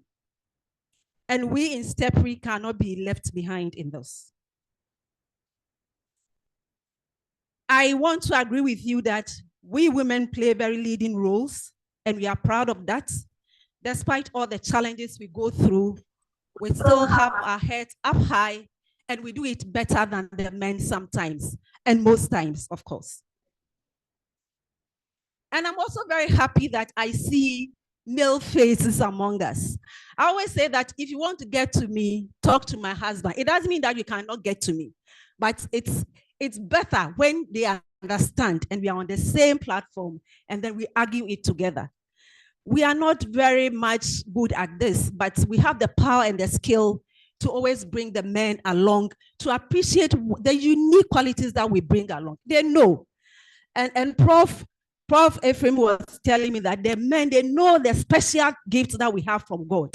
And we are not going to go to a cemetery with these hidden skills that you cannot get anywhere, not even in the bisexuals. You can only get it from women, girls, young girls, all the different the classes or the groupings of women. We are not very homogeneous. You can have the groupings, but I tell you what, each and every subclass or subcategory has something special to offer humanity, and we are going to do just that.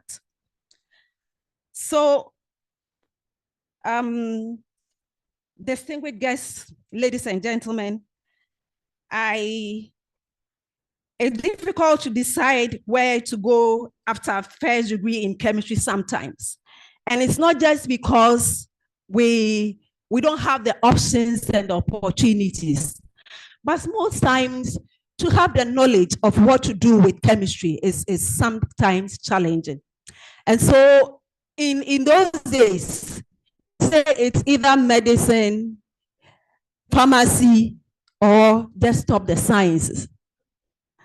But it's wonderful as you move along and you go into these sciences.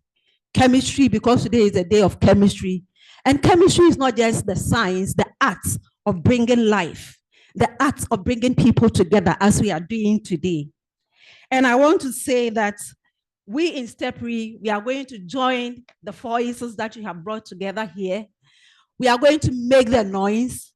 We are going to explain as best as we can that chemistry is a way to go. And we in STEPRI, we are proud of being part of this. So on this note, I love clapping.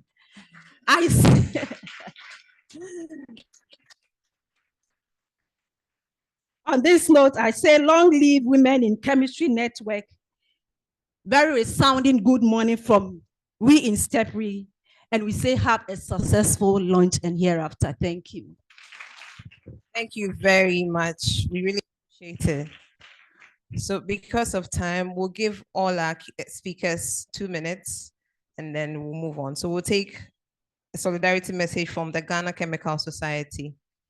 Ghana Chemical Society. Any rep? Prof. Uja, would you like to? Did you see the face? He was thinking about what? Okay, so we'll call on the Ghana Science Association. Let's invite Hajia Bala Hajia Ramat to give us a speech. Okay. All right, Prof. Uja is coming, so let's give him a hand. Prof, so sorry to put you on the spot. So just take a brief message.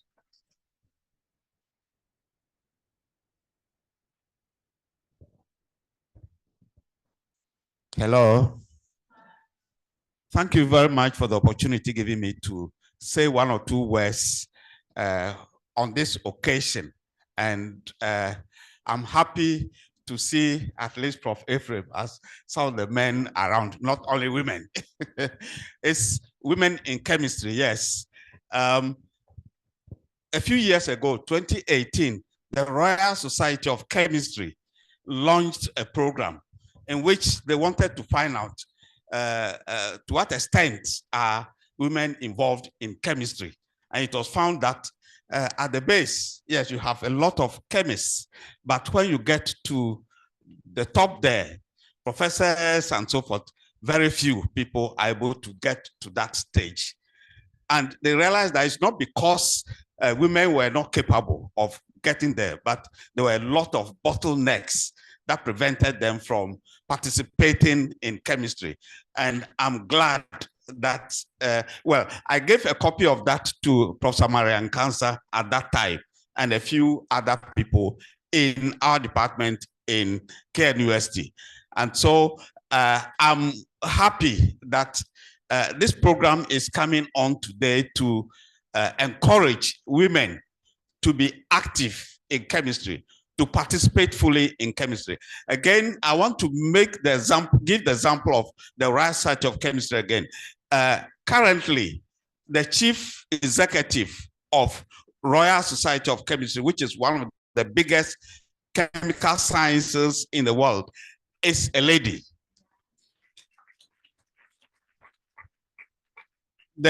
Apart from the chief executive, the president of the Royal Society of Chemistry, the overall president, is also a lady. The previous president was also a lady. They've now formed what is called Commonwealth Chemistry. Commonwealth Chemistry. The first ever president of Commonwealth Chemistry was a lady. And there are, if you go to the headquarters of Royal Society of Chemistry now, more than half of the staff are women. Yeah, so it is picking up. Very soon, the women will take over. They'll take over. The men, I hope, we need to work together. There's no competition. There's no competition. We need to work together to ensure that the chemical sciences find a place. And that's where I bring in the Ghana Chemical Society. I think that we also need together work very hard to ensure that this organization, which have been formed today, is not only for women, but we all help to support it to grow. And then the Ghana Chemical Society work together with women in chemistry to ensure that chemistry become very popular in school. Young people very often fear chemistry. We want to remove that fear. And we all have to work together to do that. And I'm happy to be part of the program today. Thank you very much, Professor Marian Kansa, and all the other groups which has helped to form this group. Thank you very much. And long live women in chemistry. Thank you very much. Thank you very much, Prof. Uja. We appreciate your kind words. Hajia from Ghana Science Association. Thank you very much. Madam Chairman, please permit me to go by the protocols. Good morning, ladies and gentlemen. I bring you greetings from the Ghana Science Association. Today, I stand before you with a message of solidarity and our commitment to promoting gender diversity in chemical sciences, with a special focus on celebrating and empowering women in chemistry. First, let me acknowledge the contributions of women in chemistry, which includes enriching our knowledge, driving innovation, and inspiring future generations. I am particularly from a science background. I did physics and math, and I know how difficult it is to get women in the areas of physics and chemistry. The theme, promoting gender diversity in the chemical sciences, is also about recognizing the talent and perspective women bring to the table, creating an inclusive environment where everyone feels valued, respected, and empowered to reach their full potentials. Promoting gender diversity, I must say, is essential for the advancement of science, and by this, we can unlock new perspectives, foster creativity, and drive scientific progress. As we reflect on the theme of women in chemistry, let us commit ourselves to action, for action speaks louder than words. Let us challenge the stereotype, advocate for equal opportunities and advancement of women at every stage in their careers. Together, let us create a future where women in chemistry are not only accepted, but celebrated for their valuable contributions to our field and society as a whole.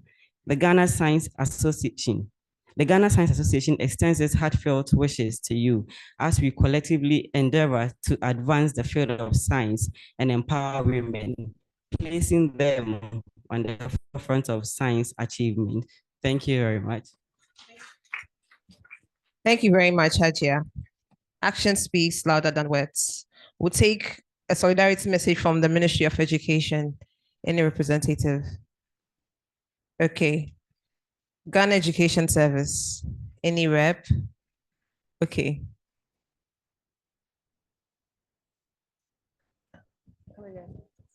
Heritos Labs. Hello. Yes. Can we have you? So our beautiful website was done by Heritos Lab. Please give it up for him as he comes up stage.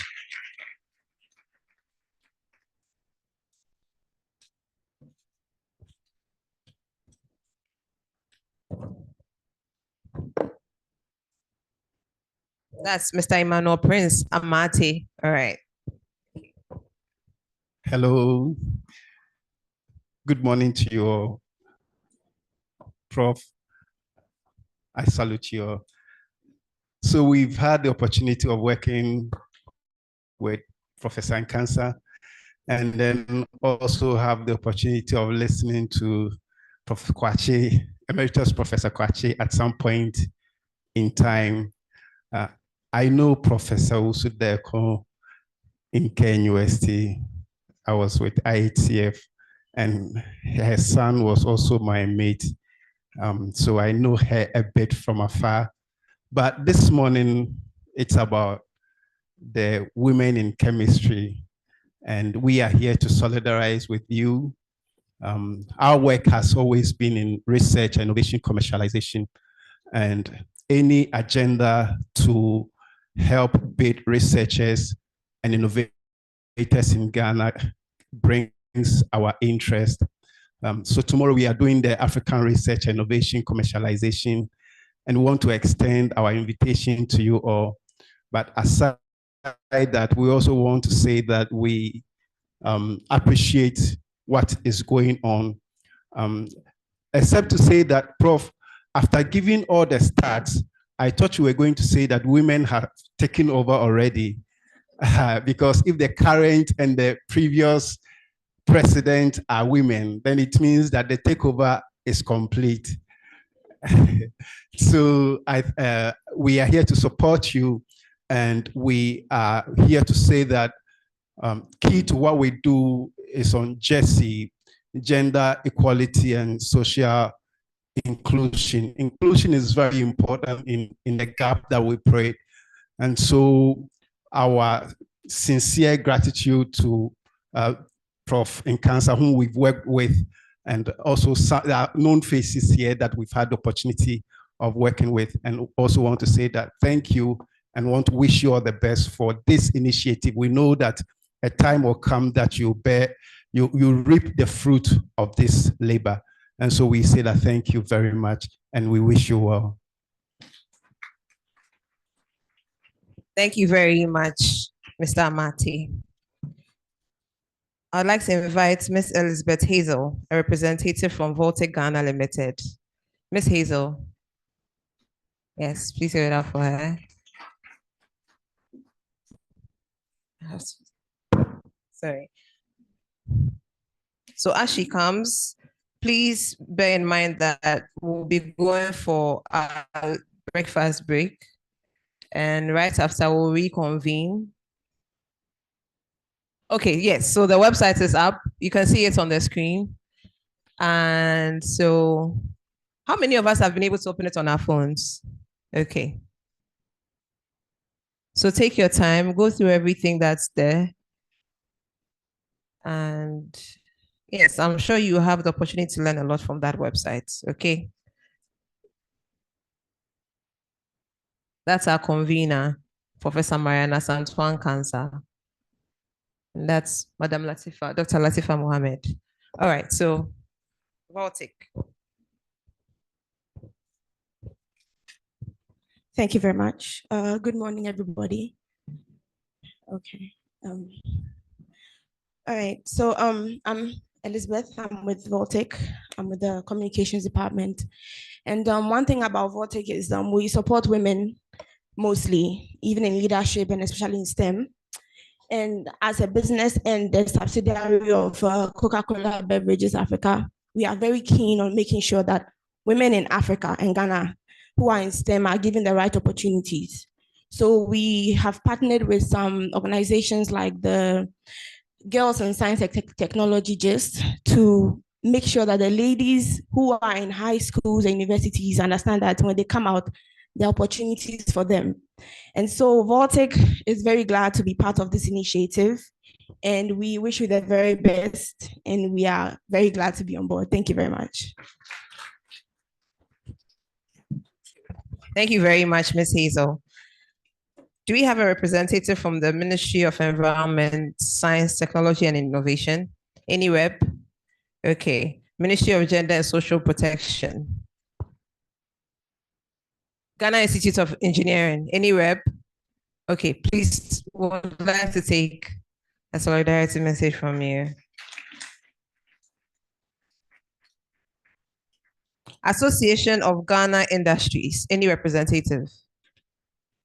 Ghana Standards Authority. Okay. So when she's done, we'll take a group photo and then we'll go have breakfast and reconvene for a panel discussion. Please do not leave after. Thank you very much. Oh, please give it up for her as she comes.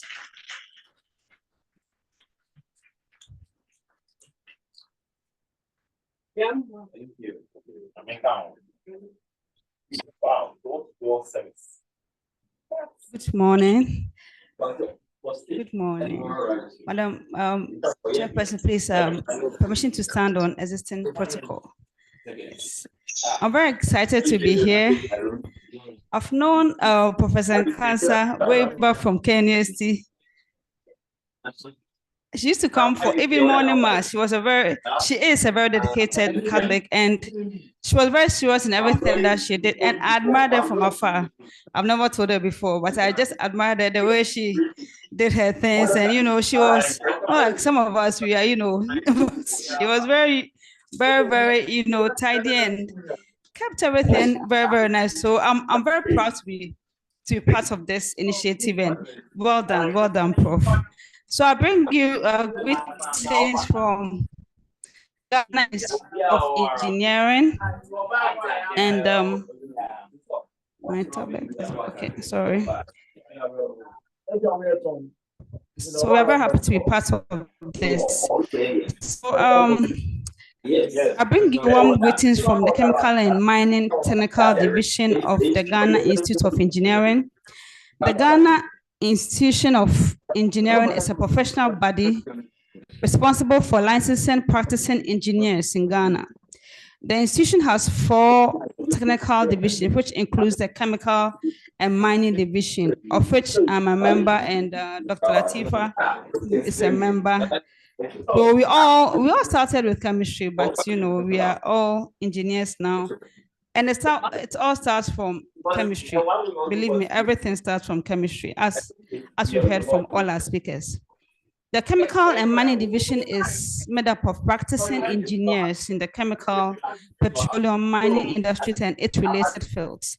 The division's mandate is to bring its members together, share ideas, and have discussions on topical issues that can lead to the development of the chemical and mining industries in Ghana.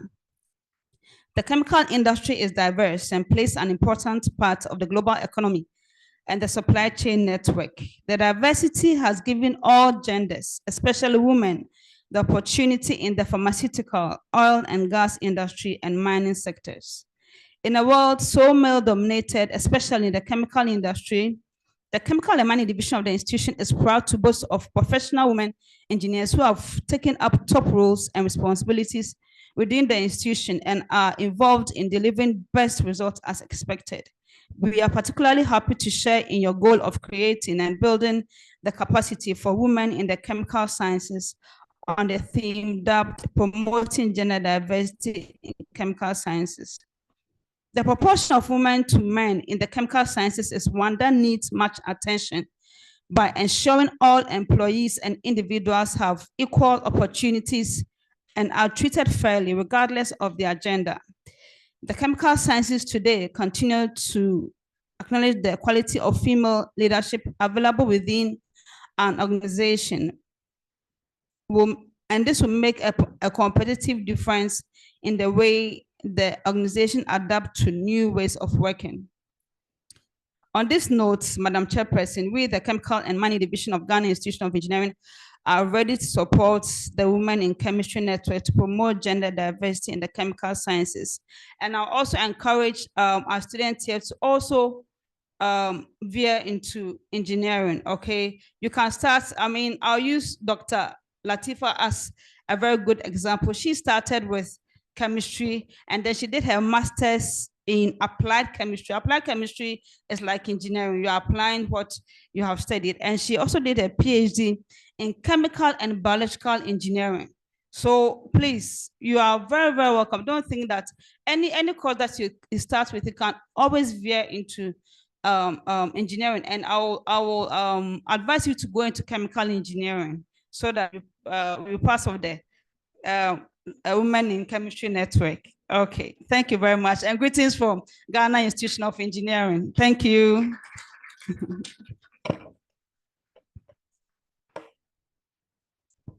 Thank you very much. Please give it up for her. You can do it better.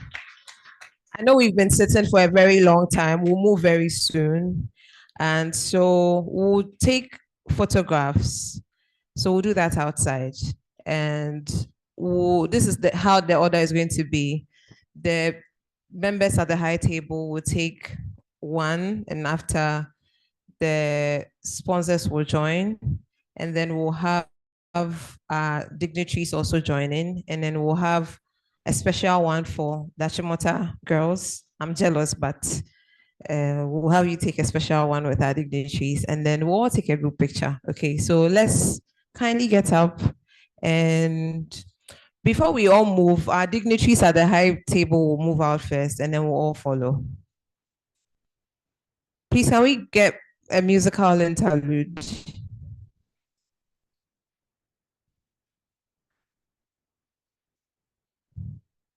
Please, the first assignment I gave out, we are still continuing. Make sure you talk to someone new. Make sure you make a new friend or acquaintance. Network, get a mentor, get a friend, get a mentee, get a coach. Please, when I see you, I'll ask you, how many people did you meet today?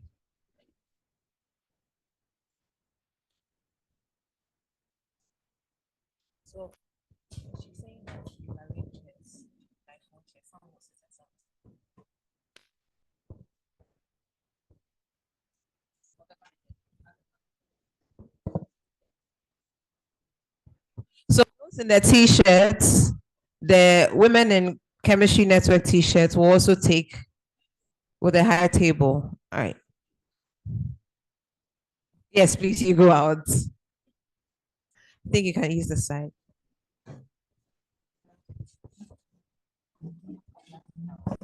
Please don't be shy of anybody. Take contact.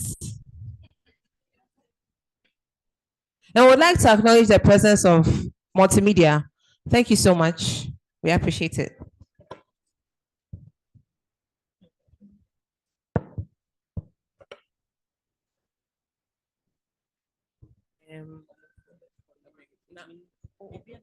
Please, you cannot move out so that I'll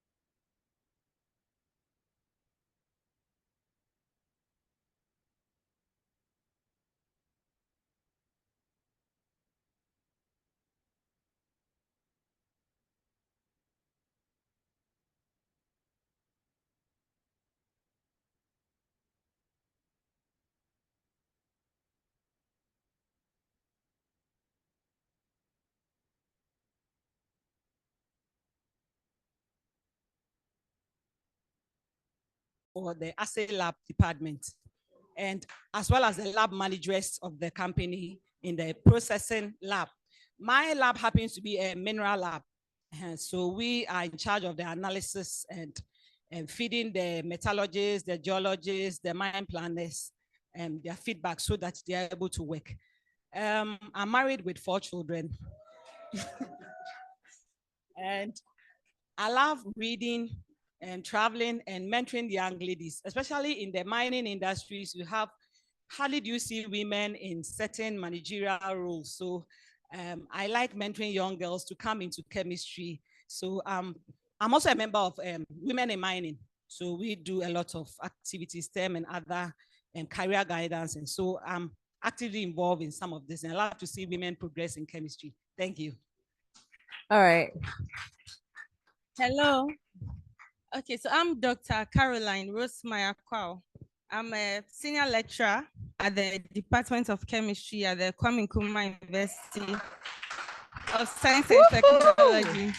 So basically, I teach physical chemistry at the undergraduate and the postgraduate level. And my research is mainly in the field of computational chemistry and in the prediction of materials for industrial applications. So we predict novel materials for chemical processes. And fun fact, I'm a disappointed musician. So that's a fun fact, yes. That's a good one. There's a reason I made them share their fun facts, because it's not always about book, and always been in the lab. Sometimes you have to explore other hobbies and other activities that make you get away from all this drama when it comes to work, you know. So I like that all of you find something you enjoy, like the traveling, cooking, family. It's really nice. So we'll just go straight to it. I'm starting with Dr. Trinity. Doc, how does the government perceive the importance of gender diversity in the chemical sciences? And what policies or initiatives are currently in place to promote it? You'd have 1 minute and 30 seconds to finish it.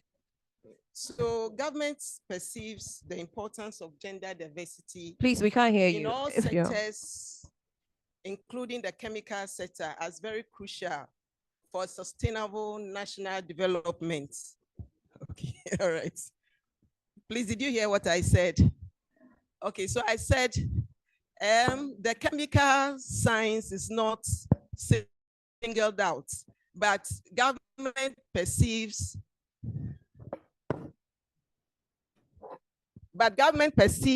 the gender diversity in all STEM programs, including the chemical sciences, as very crucial for a sustainable national development. And for that matter, realizing the gaps in the STEM programs, the government was prompted to put in various interventions which are aimed at bridging this gap.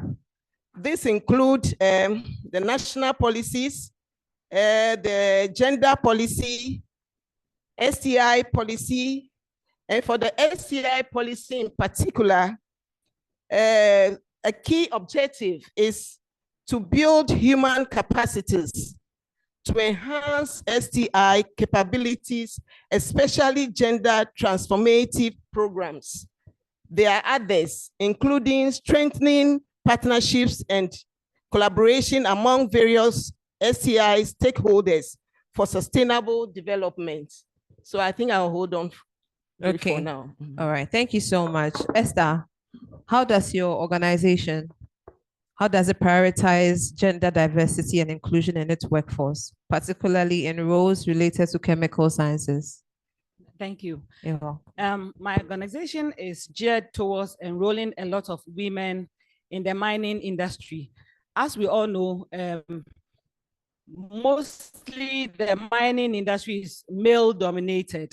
So now there have been a lot of policies. So in selecting students for national service, we have a higher percentage of women coming in than men.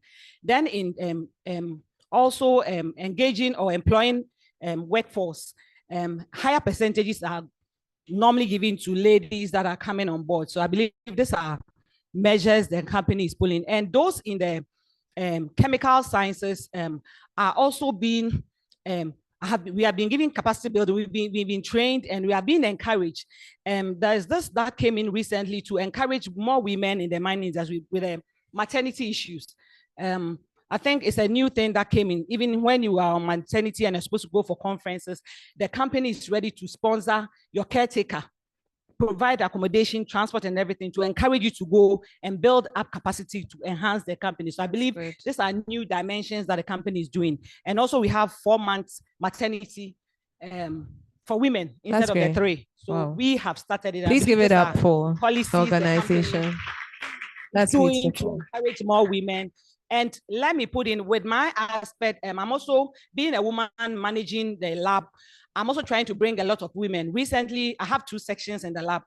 So one is purely, it's physical. So it's the sample preparation unit. I have the wet chemistry lab. Then I have the sample preparation unit. So mostly the sample preparation is mainly men. But this time I broke the omen that men don't work there. So I brought in 1 lady in addition to men that came in.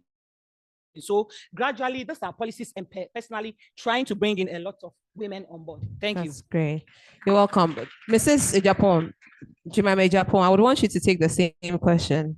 How does your organization, FDA, prioritize gender diversity and inclusion in its workplace? Yes, honestly, particularly in chemical sciences. Yeah, honestly, I think we can all attest that even our CEO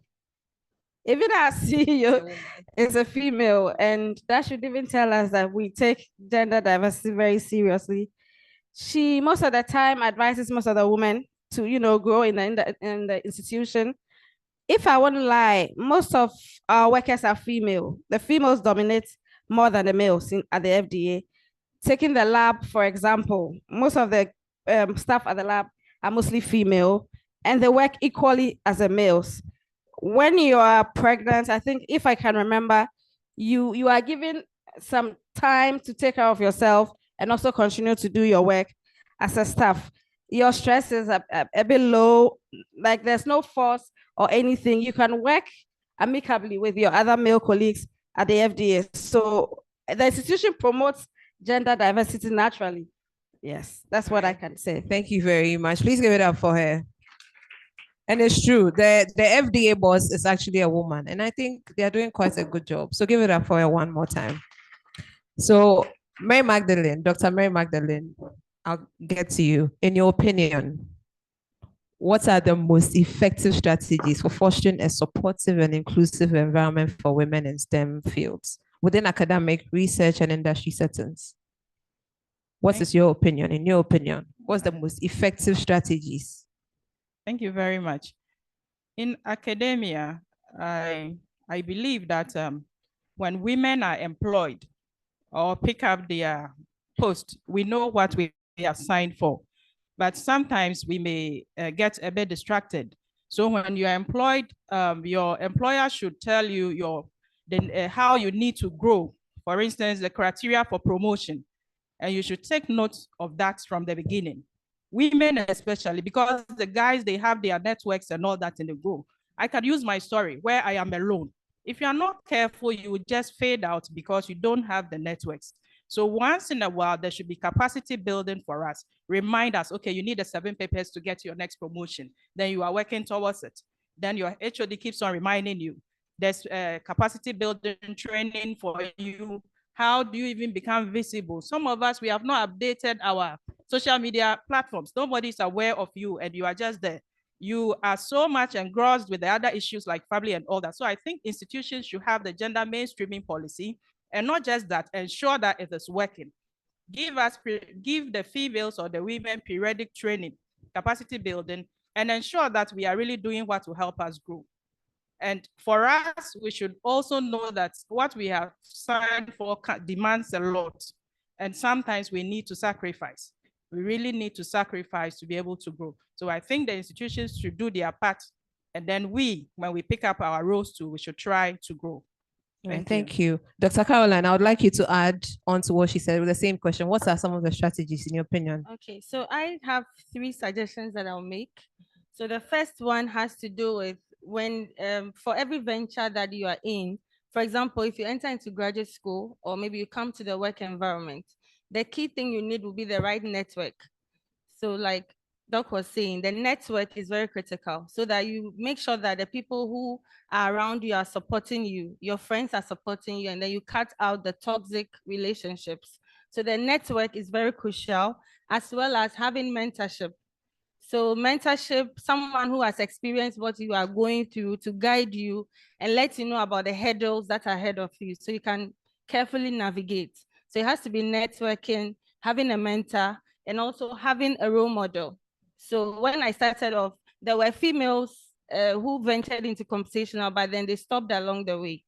But when I entered into computational chemistry, there's one person I looked up to, which is Professor Nora Deliu. She's a renowned, established computational chemist. So I felt like once she could achieve that, so could I. So we need to have also a role model, someone we can look up to and know that we can get to the end.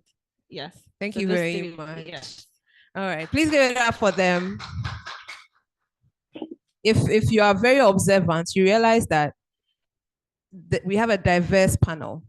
One person talks about governments, the other is talking about, the 2 are talking about academia, and 2 others are talking about the industry. So it means that wherever you find yourself, whatever opinion they share, it shows their experience in that field and how you can also get in there if you want to, venture into that. So let's give it up for them one more time. I'll have Dr. Trinity touch on specific strategies the government is implementing to encourage more girls and women to pursue education and careers in the chemical sciences.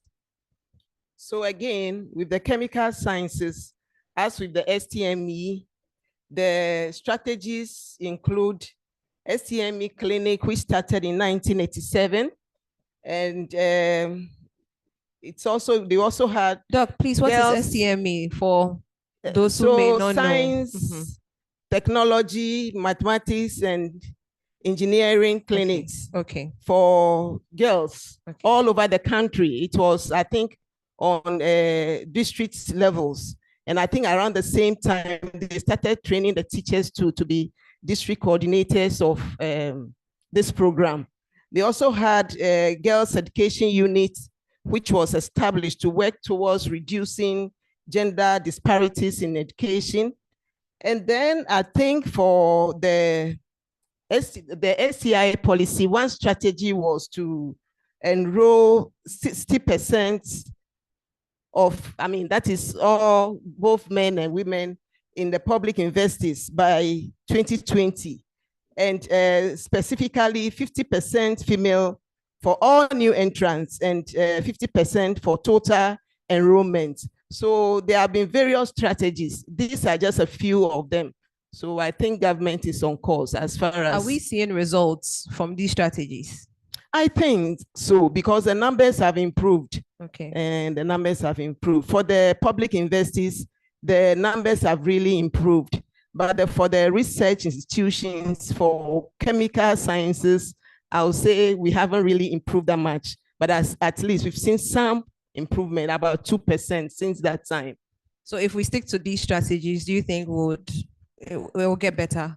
We may have to review some of them, see those ones that are working, and see how we can improve on the others. Okay. Thank you. Thank you very much. Dr. Esther, I would want to ask. Madam Esther, sorry. What strategies or programs has your company implemented to attract and retain female talent in the chemical sciences field? What strategies or programs have you implemented? Thank you. One, we do the girl-child career guidance.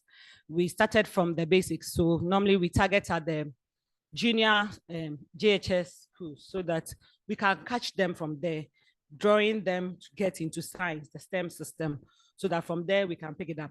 Then also we have this graduate trainees. Then we have them also coming in to enhance more ladies. So as I said, the percentage wise for those graduate trainees are quite high. Then we have this community assistants.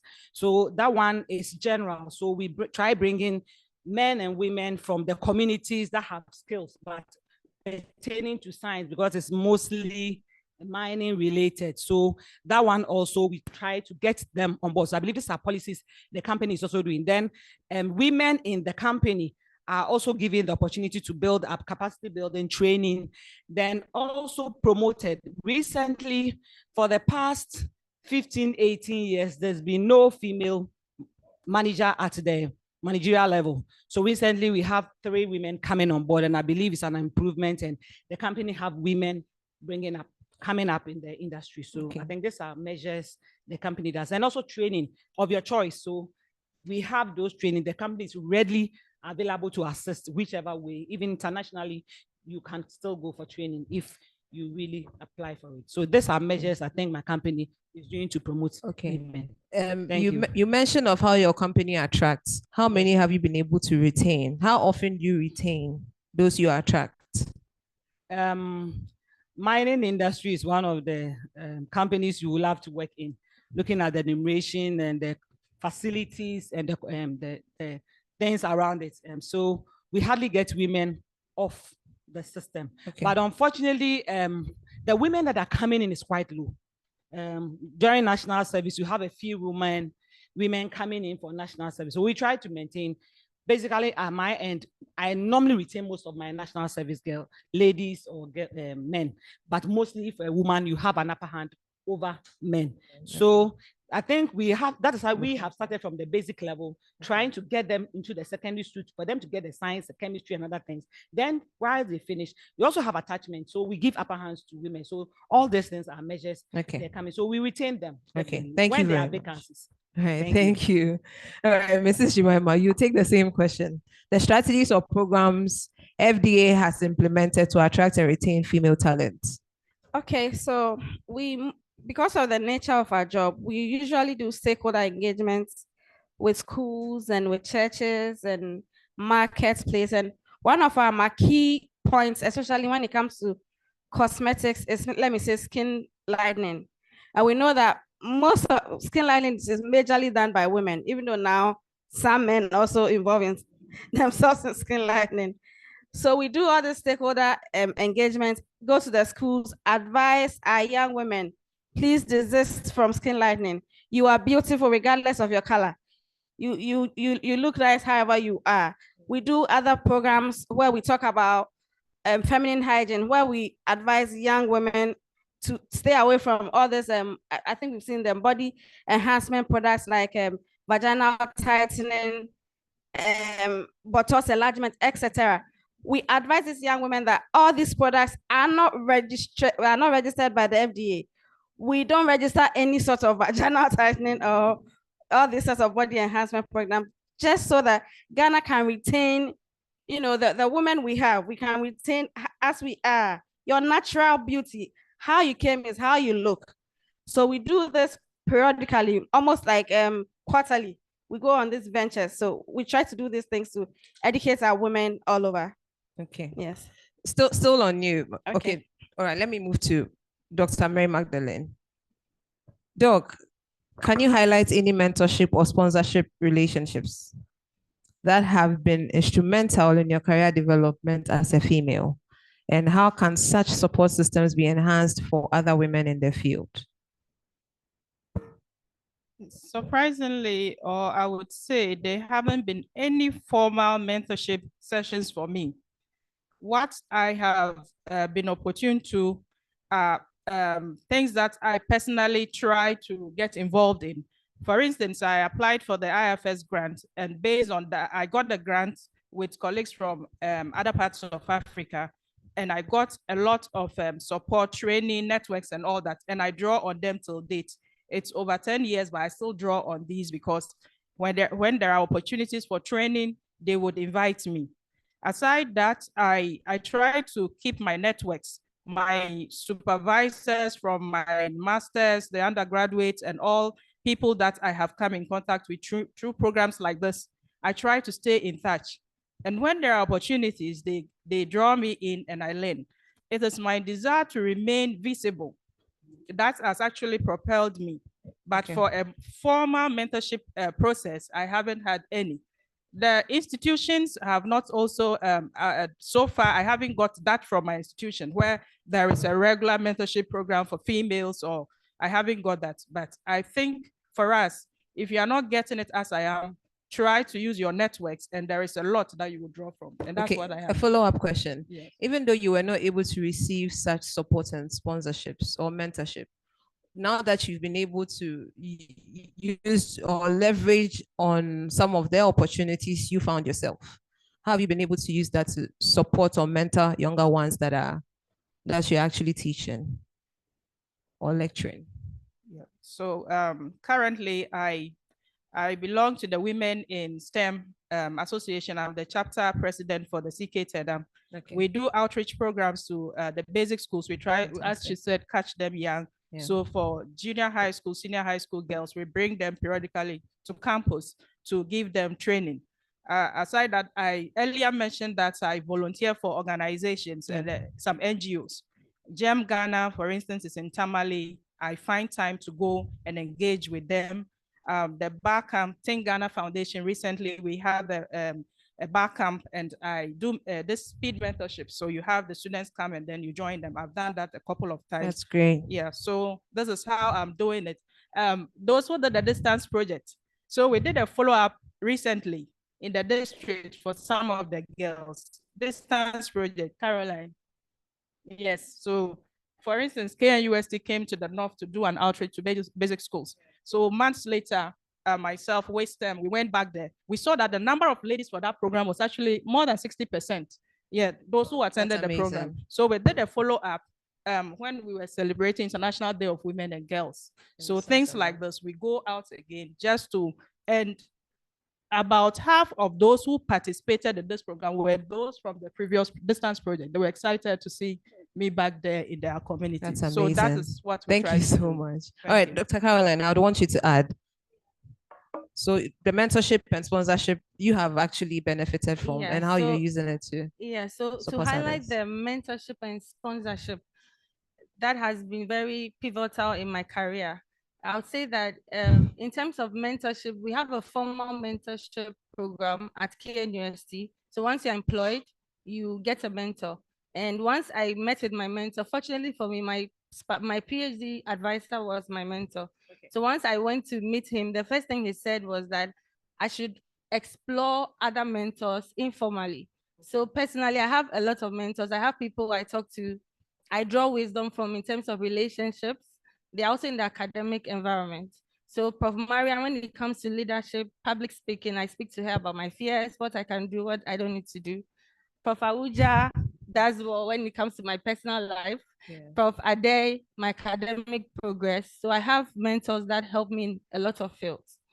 I remember I got an invitation to attend the Nobel laureates meeting.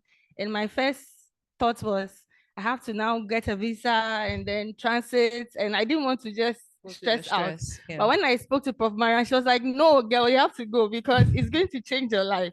And it was a turning point in my career, actually, because I got to meet a lot of the laureates. They told us how they started off, and they didn't even have in mind being Nobel laureate winners. So it really changed my mindset along the way. That's amazing. And sorry, but to add on, in terms of sponsorship, for my field, as a female, there's a lot of sponsorship. I'm always sport for choice. So a lot of people reach out to me to collaborate with me to write grants because the sponsorships are a lot. So I always want to encourage young girls to go into areas that seem to be daunting. And then we have a lot of mathematics, a lot of physics. But when you get in there, that's where the opportunities are. Yes. So how are you using your experience to mentor younger ones? Yeah, so in terms of that, like Doc said, sometimes we do outreaches. I also make my lab available to basic school students just to demystify and make chemistry relatable. Okay. So all the difficult Schrodinger equations, we simplify it for them and they appreciate it when it comes to drug development. It's the same principle, but it's relatable. All right. Yes. Cool. Thank you. Yes, Dr. thanks so much. But Jemima would want to add. Yes, I wanted to add something else. I remember through advertisement by the FDA, we also help to mentor or to caution the young women. I'm part of the advertisement committee, and I can tell you the number of adverts we reject based on just the scripts, the things they want to say to lure young women into doing things that are undesirable. For example, if you may receive a product that says that Skin Lightening again, that says that you can become half caste, you can become Egyptian goddess. They use so many luring words just so that you can use this product to become something that's not good for you. And then we also have women where we don't allow advertisement of tobacco, etc. So we do all these things to also, groom the girl child into becoming what you have to be. We also do capacity building, a lot of capacity building. For example, let me say my part. I went to read cosmetic science outside because we don't have it here. And at the time I was going, the CEO just looked at it and said, I'll let you go and do this course. Because the cosmetic fields, as we know, is mostly populated by women, even though we have men in there. And there are some of the topics, honestly, it may be uncomfortable for men to take up and then talk about it in public. So she realized that we need women in this field. You need to go and read this course and come and help Ghana. And that is one of the reasons she helps in this particular capacity building. Okay, so please keep the microphone. I want to ask a question. Okay. How is your organization collaborating with academia or academic institutions to support gender diversity initiatives in the chemical sciences? How is FDA collaborating with academic institutions to do that? I know for a fact that we have a lot of the students in the universities coming to do internship. They come to the lab to do their masters. They come to do all sorts of testing, for example. Okay. And I see a lot of girls as part of these. We open our doors to anybody basically who wants to learn about regulation, learn about anything, the lab, testing, etc. So it's still one of the ways that we also help in this gender diversity. Okay. Dr. Esther, I would want you to also touch on this question. How is your organization collaborating with academic institutions to promote diversity in the sciences, chemical sciences? Okay. My company is in collaboration with UMaT, is University of Mines and Technology. Technology. So we have, I think they have a quota of students coming in for attachments and even national service. Okay. But I think with respect to women, it's quite high.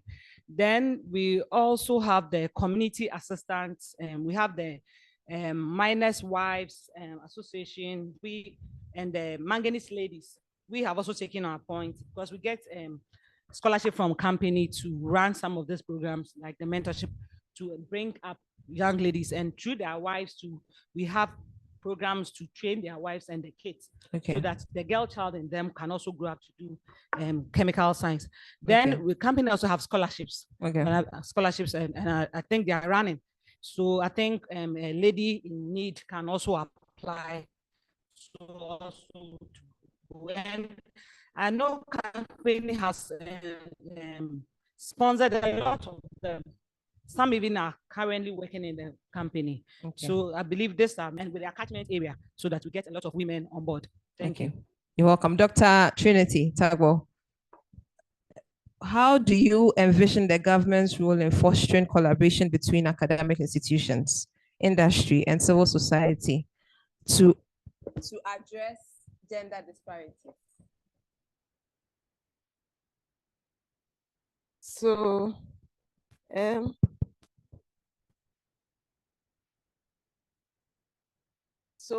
I think many more of these such programs should be organized, and not only at this level, but in our various institutions. We could devote morning programs for that, and also we could also we should involve more ladies, especially the younger ones, so that with government coming in with maybe review of strategies, policies, I think that on the whole, this one will promote gender diversity in chemical sciences. All right. Thank you very much. Dr. Caroline. Doc, how do you balance your professional commitments with other responsibilities, such as family obligations, and what support mechanisms do you find helpful in achieving this balance? Okay, so the most important thing is to have a good life-work balance. So prior to having a family life, I could do a lot, work late hours, but now, like Prof was saying, you have to put your family also first. So I think the main thing, how I deal with the difficulty, is to strike a good balance and sometimes cut back on certain things that I do, and then ask for help when the need arises. Yeah, so that's how I balance it. Asking for help. Asking for help when the need is. All right. So I'll have Dr. Mary Magdalene touch on the same. Doc, how do you balance your commitments and other responsibilities like family, academia, work, church, or the mosque? How do you balance it all? I would say it's the grace of God. It's the grace of God, because by story, it's not so different, but it's different. With 5 children all by yourself, it's the grace of God. Yeah. And then the support of friends, family, and colleagues at work. So sometimes, for instance, for the teaching timetable, I'll tell you that don't put me at 7 o'clock. I can't come there.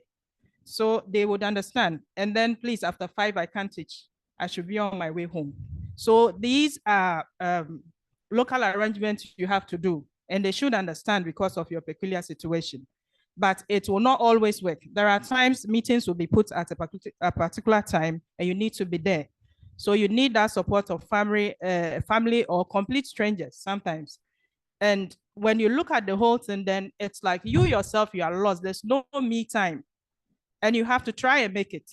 You have to try and make it. Just as I said, I'm here. I will make it some me time and see before I go. Yes, I'm already here. So the lecture for today, what did I do? You have to plan ahead. Okay. Yesterday, I had to go for my lecture in the morning. Yes, I drove from Bolga to Navrongo. Please allow me to use my personal That's story. okay. Yes, I drove from Bolga to Navrongo in the morning, met my students by 9:10. I gave them some notes and then took off. The airport shuttle was leaving at 1 o'clock from Bolga to Tamale, some 2-hour drive to Tamale, and the plane was leaving around 5. So I had to do that. Then I'm here this morning. What did I do for today's lecture? I had to leave a quiz for them so that at least I'm in class when I'm here. So I've done that. I filled in for yesterday and today, and I'm here. That's amazing. Give it up for her. So that's it. Women are amazing, eh? Yes. All right, Madam Chimaima. Yes. What are your thoughts on the importance of visible female role models and representation in the chemical sciences? And what efforts can be made to amplify voices of achievements of women in that field? It cannot be overemphasized. Representation matters a lot. Yeah. A lot. Once again, in my field, when it comes to the cosmetics and household chemical industry, most of them is female dominated. You know, these women doing alatasamina, washing liquid soap, etc. Most of them are women. Imagine if there were no women there. Representation matters a lot. And with a background like mine, and a chemistry background, I'm able to understand that you need some sort of chemistry to do cosmetic science. So if you're explaining or you're teaching them something in cosmetics, it comes easier because we know that most of cosmetic science is about surfactancy. So if you don't know about surfactants, how are you able to explain yourself to a formulator on how to formulate a liquid soap or a cosmetic product?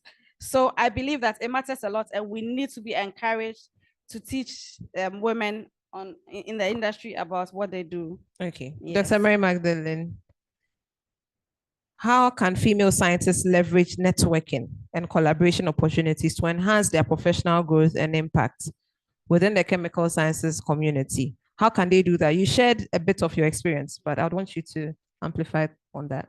Yeah, I think collaboration and network is actually the way for the female chemists, because we find ourselves very few in our corners, and you alone, you can't do enough. So if we collaborate, we come together, work on a project. If it is the publications you need, before you realize if she has 2, you have 2, that's 4 for you. So I think we need to do that. Let us come together, write the grants. When you have a grant, sometimes the various aspects, you can't cover everything. You need people on board to help you. So when we bring people who are very good in statistics, those who are good in the optimization and all the others, together we write the grants and we get it. Gradually, we build our profiles together and we grow together. The one, I think Prof. Ibok once said that the top is lonely, that it's lonely, so we have to grow together. Yes. As they are pulling us, we're also pulling the younger ones and together. So the way forward for us is the networks. Awesome. The top is lonely. So as you are networking, know that as you go with your colleagues as well. All right, Dr. Tagbo, please, your advice. What advice would you give to young girls and women aspiring to pursue careers in chemical sciences, particularly in the Ghanaian context? What advice do you have for our young ones? Okay, for our young ones, I would like to say that it was very difficult doing chemical science some years back. It was so difficult, but now it is much easier. So I'll say that it is doable and in a very great way. Thank you. All right. The same question. What's your advice to our younger ones here? I would advise the young ones to see that it is achievable, because women like us has been able to get there. So why can't you be there? So they can do spirit in us should be reawakened so that we drive our goals towards that. So at those times, people see we who did chemistry as weird, we didn't have time for that. But now things have changed.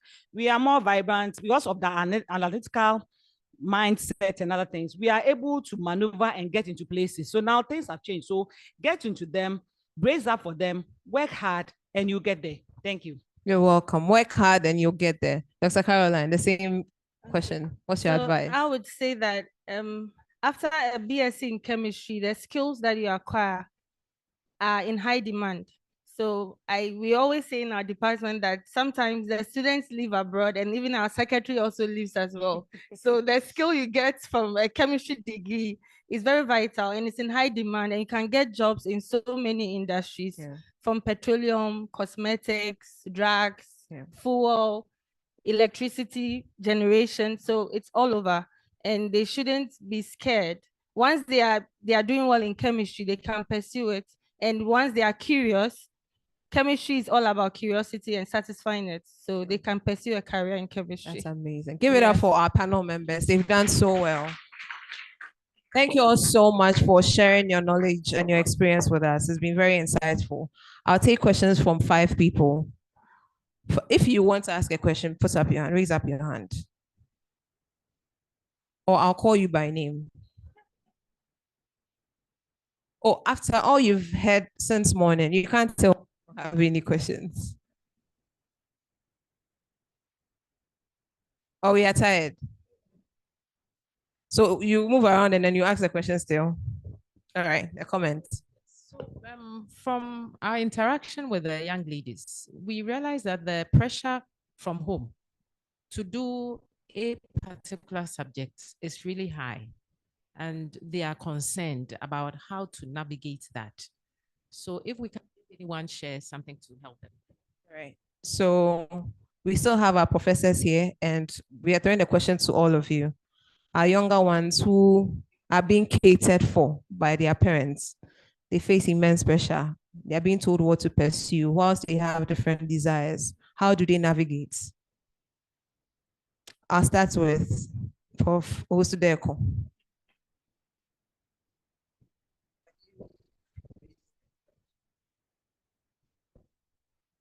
So we want to know how the young ones can navigate through this challenge of trying to convince their parents they want to do something else, apart from what their parents want them to do. Yes. Okay, so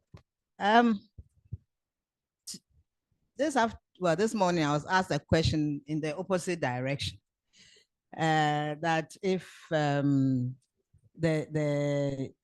child wants to do something and the parent is not in favor of that, and I gave the solution as you, the teacher, the mentor, getting in touch with the other party and explaining to them that, you know, maybe this girl is very good in this subject. She's not quite comfortable with this. I know her progress, and she'll be much better doing something else than what you want her to do. And explain that most parents want their children to be projections of what they could not do. So they should allow the child to do what she is comfortable with, and she'll be good at it, and she'll make them proud. But if they force the child to go into something that she's not interested in, it's a non-starter, you know, in the first place. The child will not work hard. The child will, you know, and it will be a lose-lose situation for both of them. So if you can explain that to the parent, then, you know, they might be willing to listen. Sometimes it's just ignorance of what options there are, what the options the child wants to do. So it's more of education and advocacy for the child. Any questions? Please come this way. Any question? I'm taking 3 more people. Then we'll move to the next item on the program outline. Okay, 2 more people. Achimota, no one with a question? So we'll take only this one. Okay, thanks for the opportunity. So from my observation, usually we always say women empowerment, but I haven't really seen the intention of trying to bring on board the guys. Basically, that's my observation. So it's like we want to push the women agenda, but it's only tuned to educating the ladies. But I believe in an inclusive environment where we seek to bring on board, as in go in diversity, there's less education as to men understanding and bringing men on board. So what are we doing as females to be able to carry the men along? That's my question. Emerita Professor, please, what are we doing to bring the men on board?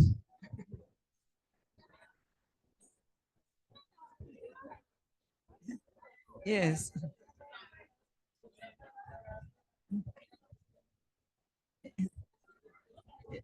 Well, this is not the first time this has been come up. I think that the men feel threatened actually, and it's a serious issue we have to take into consideration. You look at the university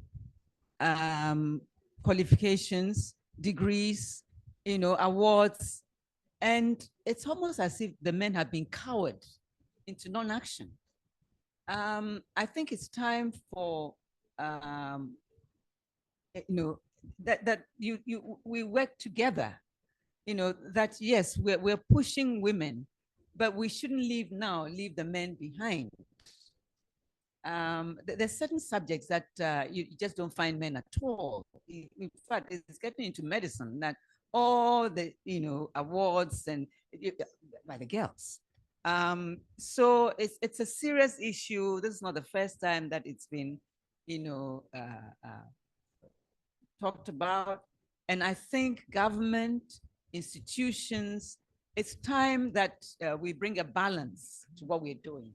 There needed to be a favor, to get recognition and a change. But I think now it's time to know that we need each other. And find policies to drive, and it used to be gender is just female, and you're talking about, we're talking about few female in the academy, gender, and someone said, but gender is just not women, gender is men and women. But then the issue with the in-between genders is also a complicated issue, but it really is an important issue that now is the time to review what we've been doing in bringing women along and not drive men down. I mean, we need both sides, that we complement each other. You take, I was talking to a couple of people at the School of Public Health. We're putting up a wing of the school. We got some funding, and we brought female architects, and their sensitivities of recognizing, the need for toilets, where to site them, balconies and stuff. It's one of the best, constructions on site. But and they came and they took the faculty, both senior and we used to have a sort of a working group, for to educate us as to what they're trying to do. So the women bring a certain sensitivity, which the men shouldn't cower away from. That we should know that we need a balance. But this drive for women, I think it's time we take a stand, and then see how far we've gone. And now the way forward, change how we move forward and move together. I think it's time to do that clearly. Thank you.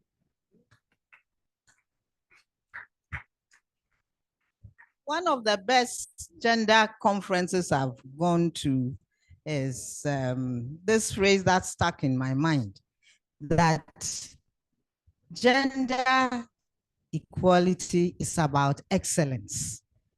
So if you have a proportion of the population that is not being encouraged to be excellent, then you are failing.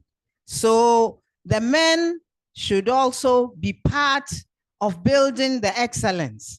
And it should not be, the task of bringing the parity should not be left to women alone.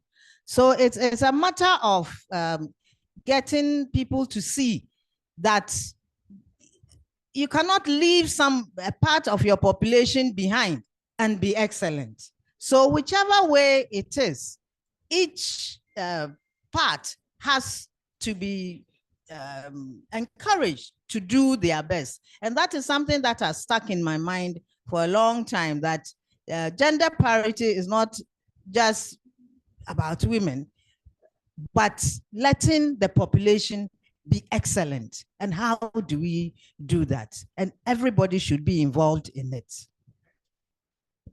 Thank you very much. Give it up for them. One last question. Let me move. Panelists, thank you for your insightful education.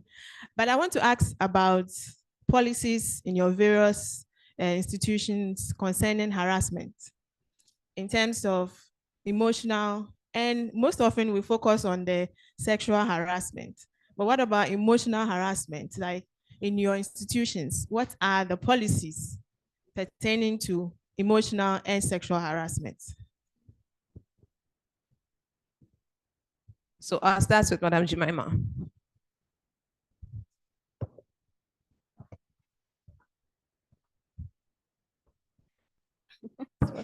Sorry. I cannot really tell if we have a policy on emotional harassment, but recently we had a talk on harassment in general. And we've also had some disciplinary committees on harassment in general, but I doubt if we have a written down document on emotional harassment. That I think we may not have, but we have a committee that takes care of harassment in general. And then people who are involved in such acts are also taken to the disciplinary committee. We have witnessed that at the institution. Yes. Okay, thank you very much. I would have Madam Esther Abuaji. Do you have any policy on emotional harassment? For emotional harassment, I would say no, but for general sexual harassment, we say yes. It's written in our collective agreement, they are there. But unfortunately, the women are not that much. And those are for victims. I don't know whether intimidation fails to come out. They hardly come out. So we really don't have much issues on those areas, but they are there. They are there. We have disciplinary committees and other things, well structured, and we really sit on them. Let me give you one example. Personally, let me give myself as an example. Initially, when I went to the mine, there used to be this HR manager that, unquote, unfortunately, forgive me, but was this kind of like, he has to have his way with the lady before employment. So I think that has been the norm, like I would say most of the ladies, but for fear, mining industry, getting in is a bit difficult. So most ladies will do one or two things to get in, but it's not everybody. So when I came in, I did my first degree in tech. So I came in, the interview had already been done about 20 years ago. It's 21 years even now. And I came in and he really didn't say it, but you can see from the gestures, like this was something, and there was a history. So management wanted somebody to come out. And fortunately for him, when I came in after going through my, I was supposed to be given accommodation, a bungalow, and everything has been renovated, and I was supposed to be given the keys. And he started misbehaving some way, like he's giving it to another worker who came to meet me. So I told my HOD then that this man is taking advantage of, because he wanted to do one or two things. And because of that, I'm not getting my bungalow. And my boss said, really? He said, so can you really stand out if we should go to management? So why not? Currently, let's go. I'm ready. Then my HOD said, no, you slow down. So he went to HR and said, this lady wait the MC on yes, I'm going for no. So be careful. So, and to cut long story short, I was giving my accommodation and I had to break that gap. Because from tech, I have gone to hustle, and not now that I'm getting the job that you come and tell me. So the ladies are not coming out. So for my end, I tell them, when you come and you have issues, I'm a woman. So I normally meet my ladies. Fortunately, I run 3 shifts, 24/7. Our place is always working. Holiday, Saturday, Sunday, all inclusive, we are working. So I meet the ladies in my team. Then we have some of this, so that at least underground, I can fish out some of these things. But some of them take advantage of them, and for fear of their jobs, they want to get enrolled in them. They're hardly, but it is there. But if you're able to come out, the company will sanction you. Thank you. Thank you very much. We'll end it there. I would like to invite our rapporteurs. Please, rapporteurs, are you ready? Okay, so, all right. I'll just run us through what we've done so far since we came here. We started by networking, all right? So Hajia, give me 2 names of people you met today. 2 new people. Yes. Okay. Doc, did you meet her?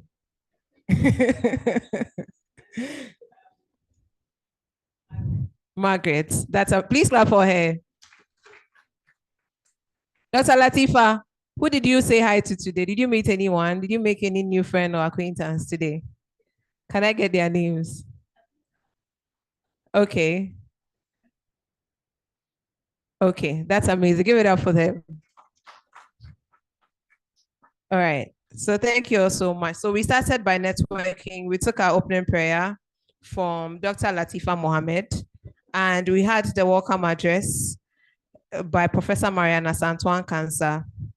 Then she introduced the chairperson, Emerita Professor Isabella Achinba Kwachi, and she accepted to be our chairperson. We had a video from Emerita Professor Garson, the Vice President of IUPAC, and we had a keynote speech from Professor Frances Thelma Usudeko. Then we also had a feature speech from Dr. Dorcas Osei-Safo. And right after, we took some keynotes or solidarity messages from our sponsors. And we cut cake, a beautiful cake. But before that, we launched our logo, our website, and the network itself. So we went on a break, took photos, network, came back for a panel discussion, and we just finished with our Q&A session. So we'll move to the next item, which is to take the chairperson's closing remarks. You've been an amazing audience. It's been really nice moderating all of you. I like the way you networked, you comported yourselves and everything. It's been really nice having you. Chemistry women, dear. Pressure. You've done so well. Anyway, my name again is Sandra Esinam Sosudis. I've been your moderator for today. Vote of thanks. Okay, so we'll move to vote of thanks. Oh, I'll take that from Prof. Nkansa. So please give it up for her.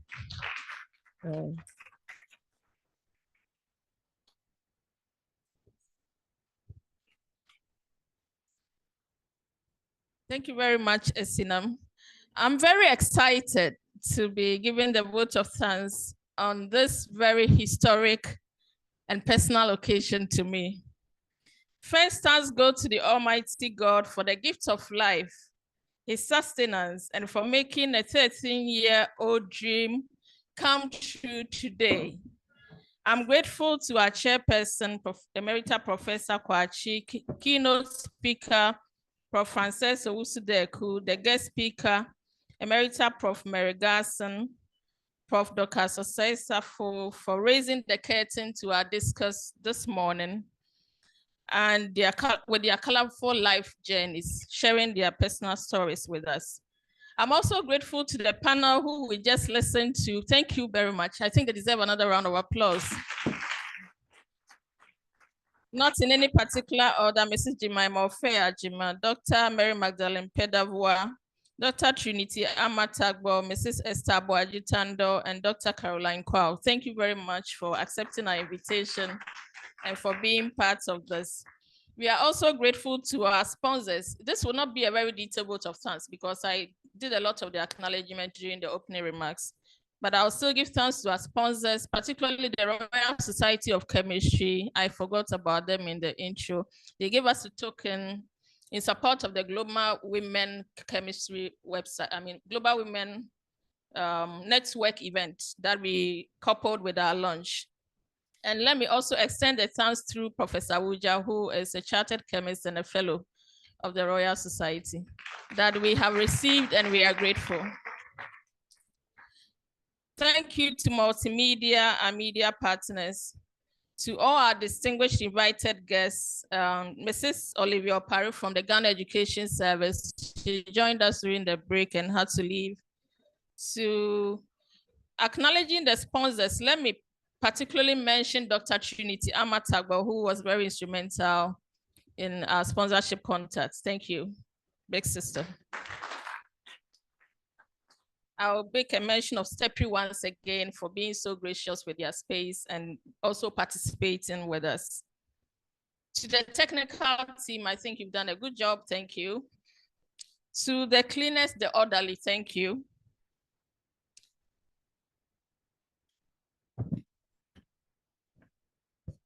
Students of Achimota School, thank you. I want to hear your voices. Oh, yeah, I like that. To members of the Women in Chemistry Network, all registered and yet to register members, we thank you so much for showing up in your beautiful t-shirts. And to all who contributed your time, your efforts, your resources, your prayers, and any other loss so we could have a successful launch. Thank you. God bless us all. Thank you all very much. We should have closed at 1:30. Please forgive us. I'd like to invite Miss Kwenote Esther Kwenoki from Achimota School to give us a closing prayer. Please give it up for her. Yes.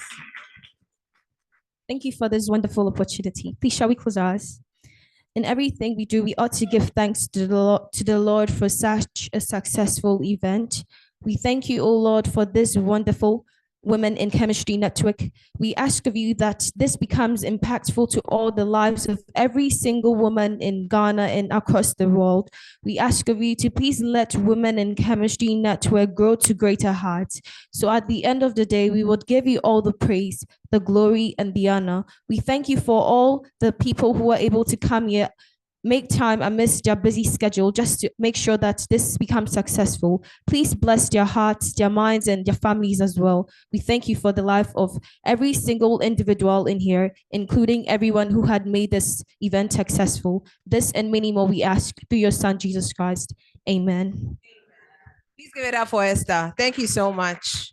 So, please, we've come to the end. So it's time for lunch. Get me too, because you didn't clap well. All right, so just as you can do it better now, you are bribing me with claps. Anyway, so just as we had for the first for breakfast, snack break, kindly step out and have your. Thank you all so much for coming. We appreciate your time. Any dignitary I could not introduce, I sincerely apologize, but your presence here is duly acknowledged. God richly bless you. Enjoy the rest of your day.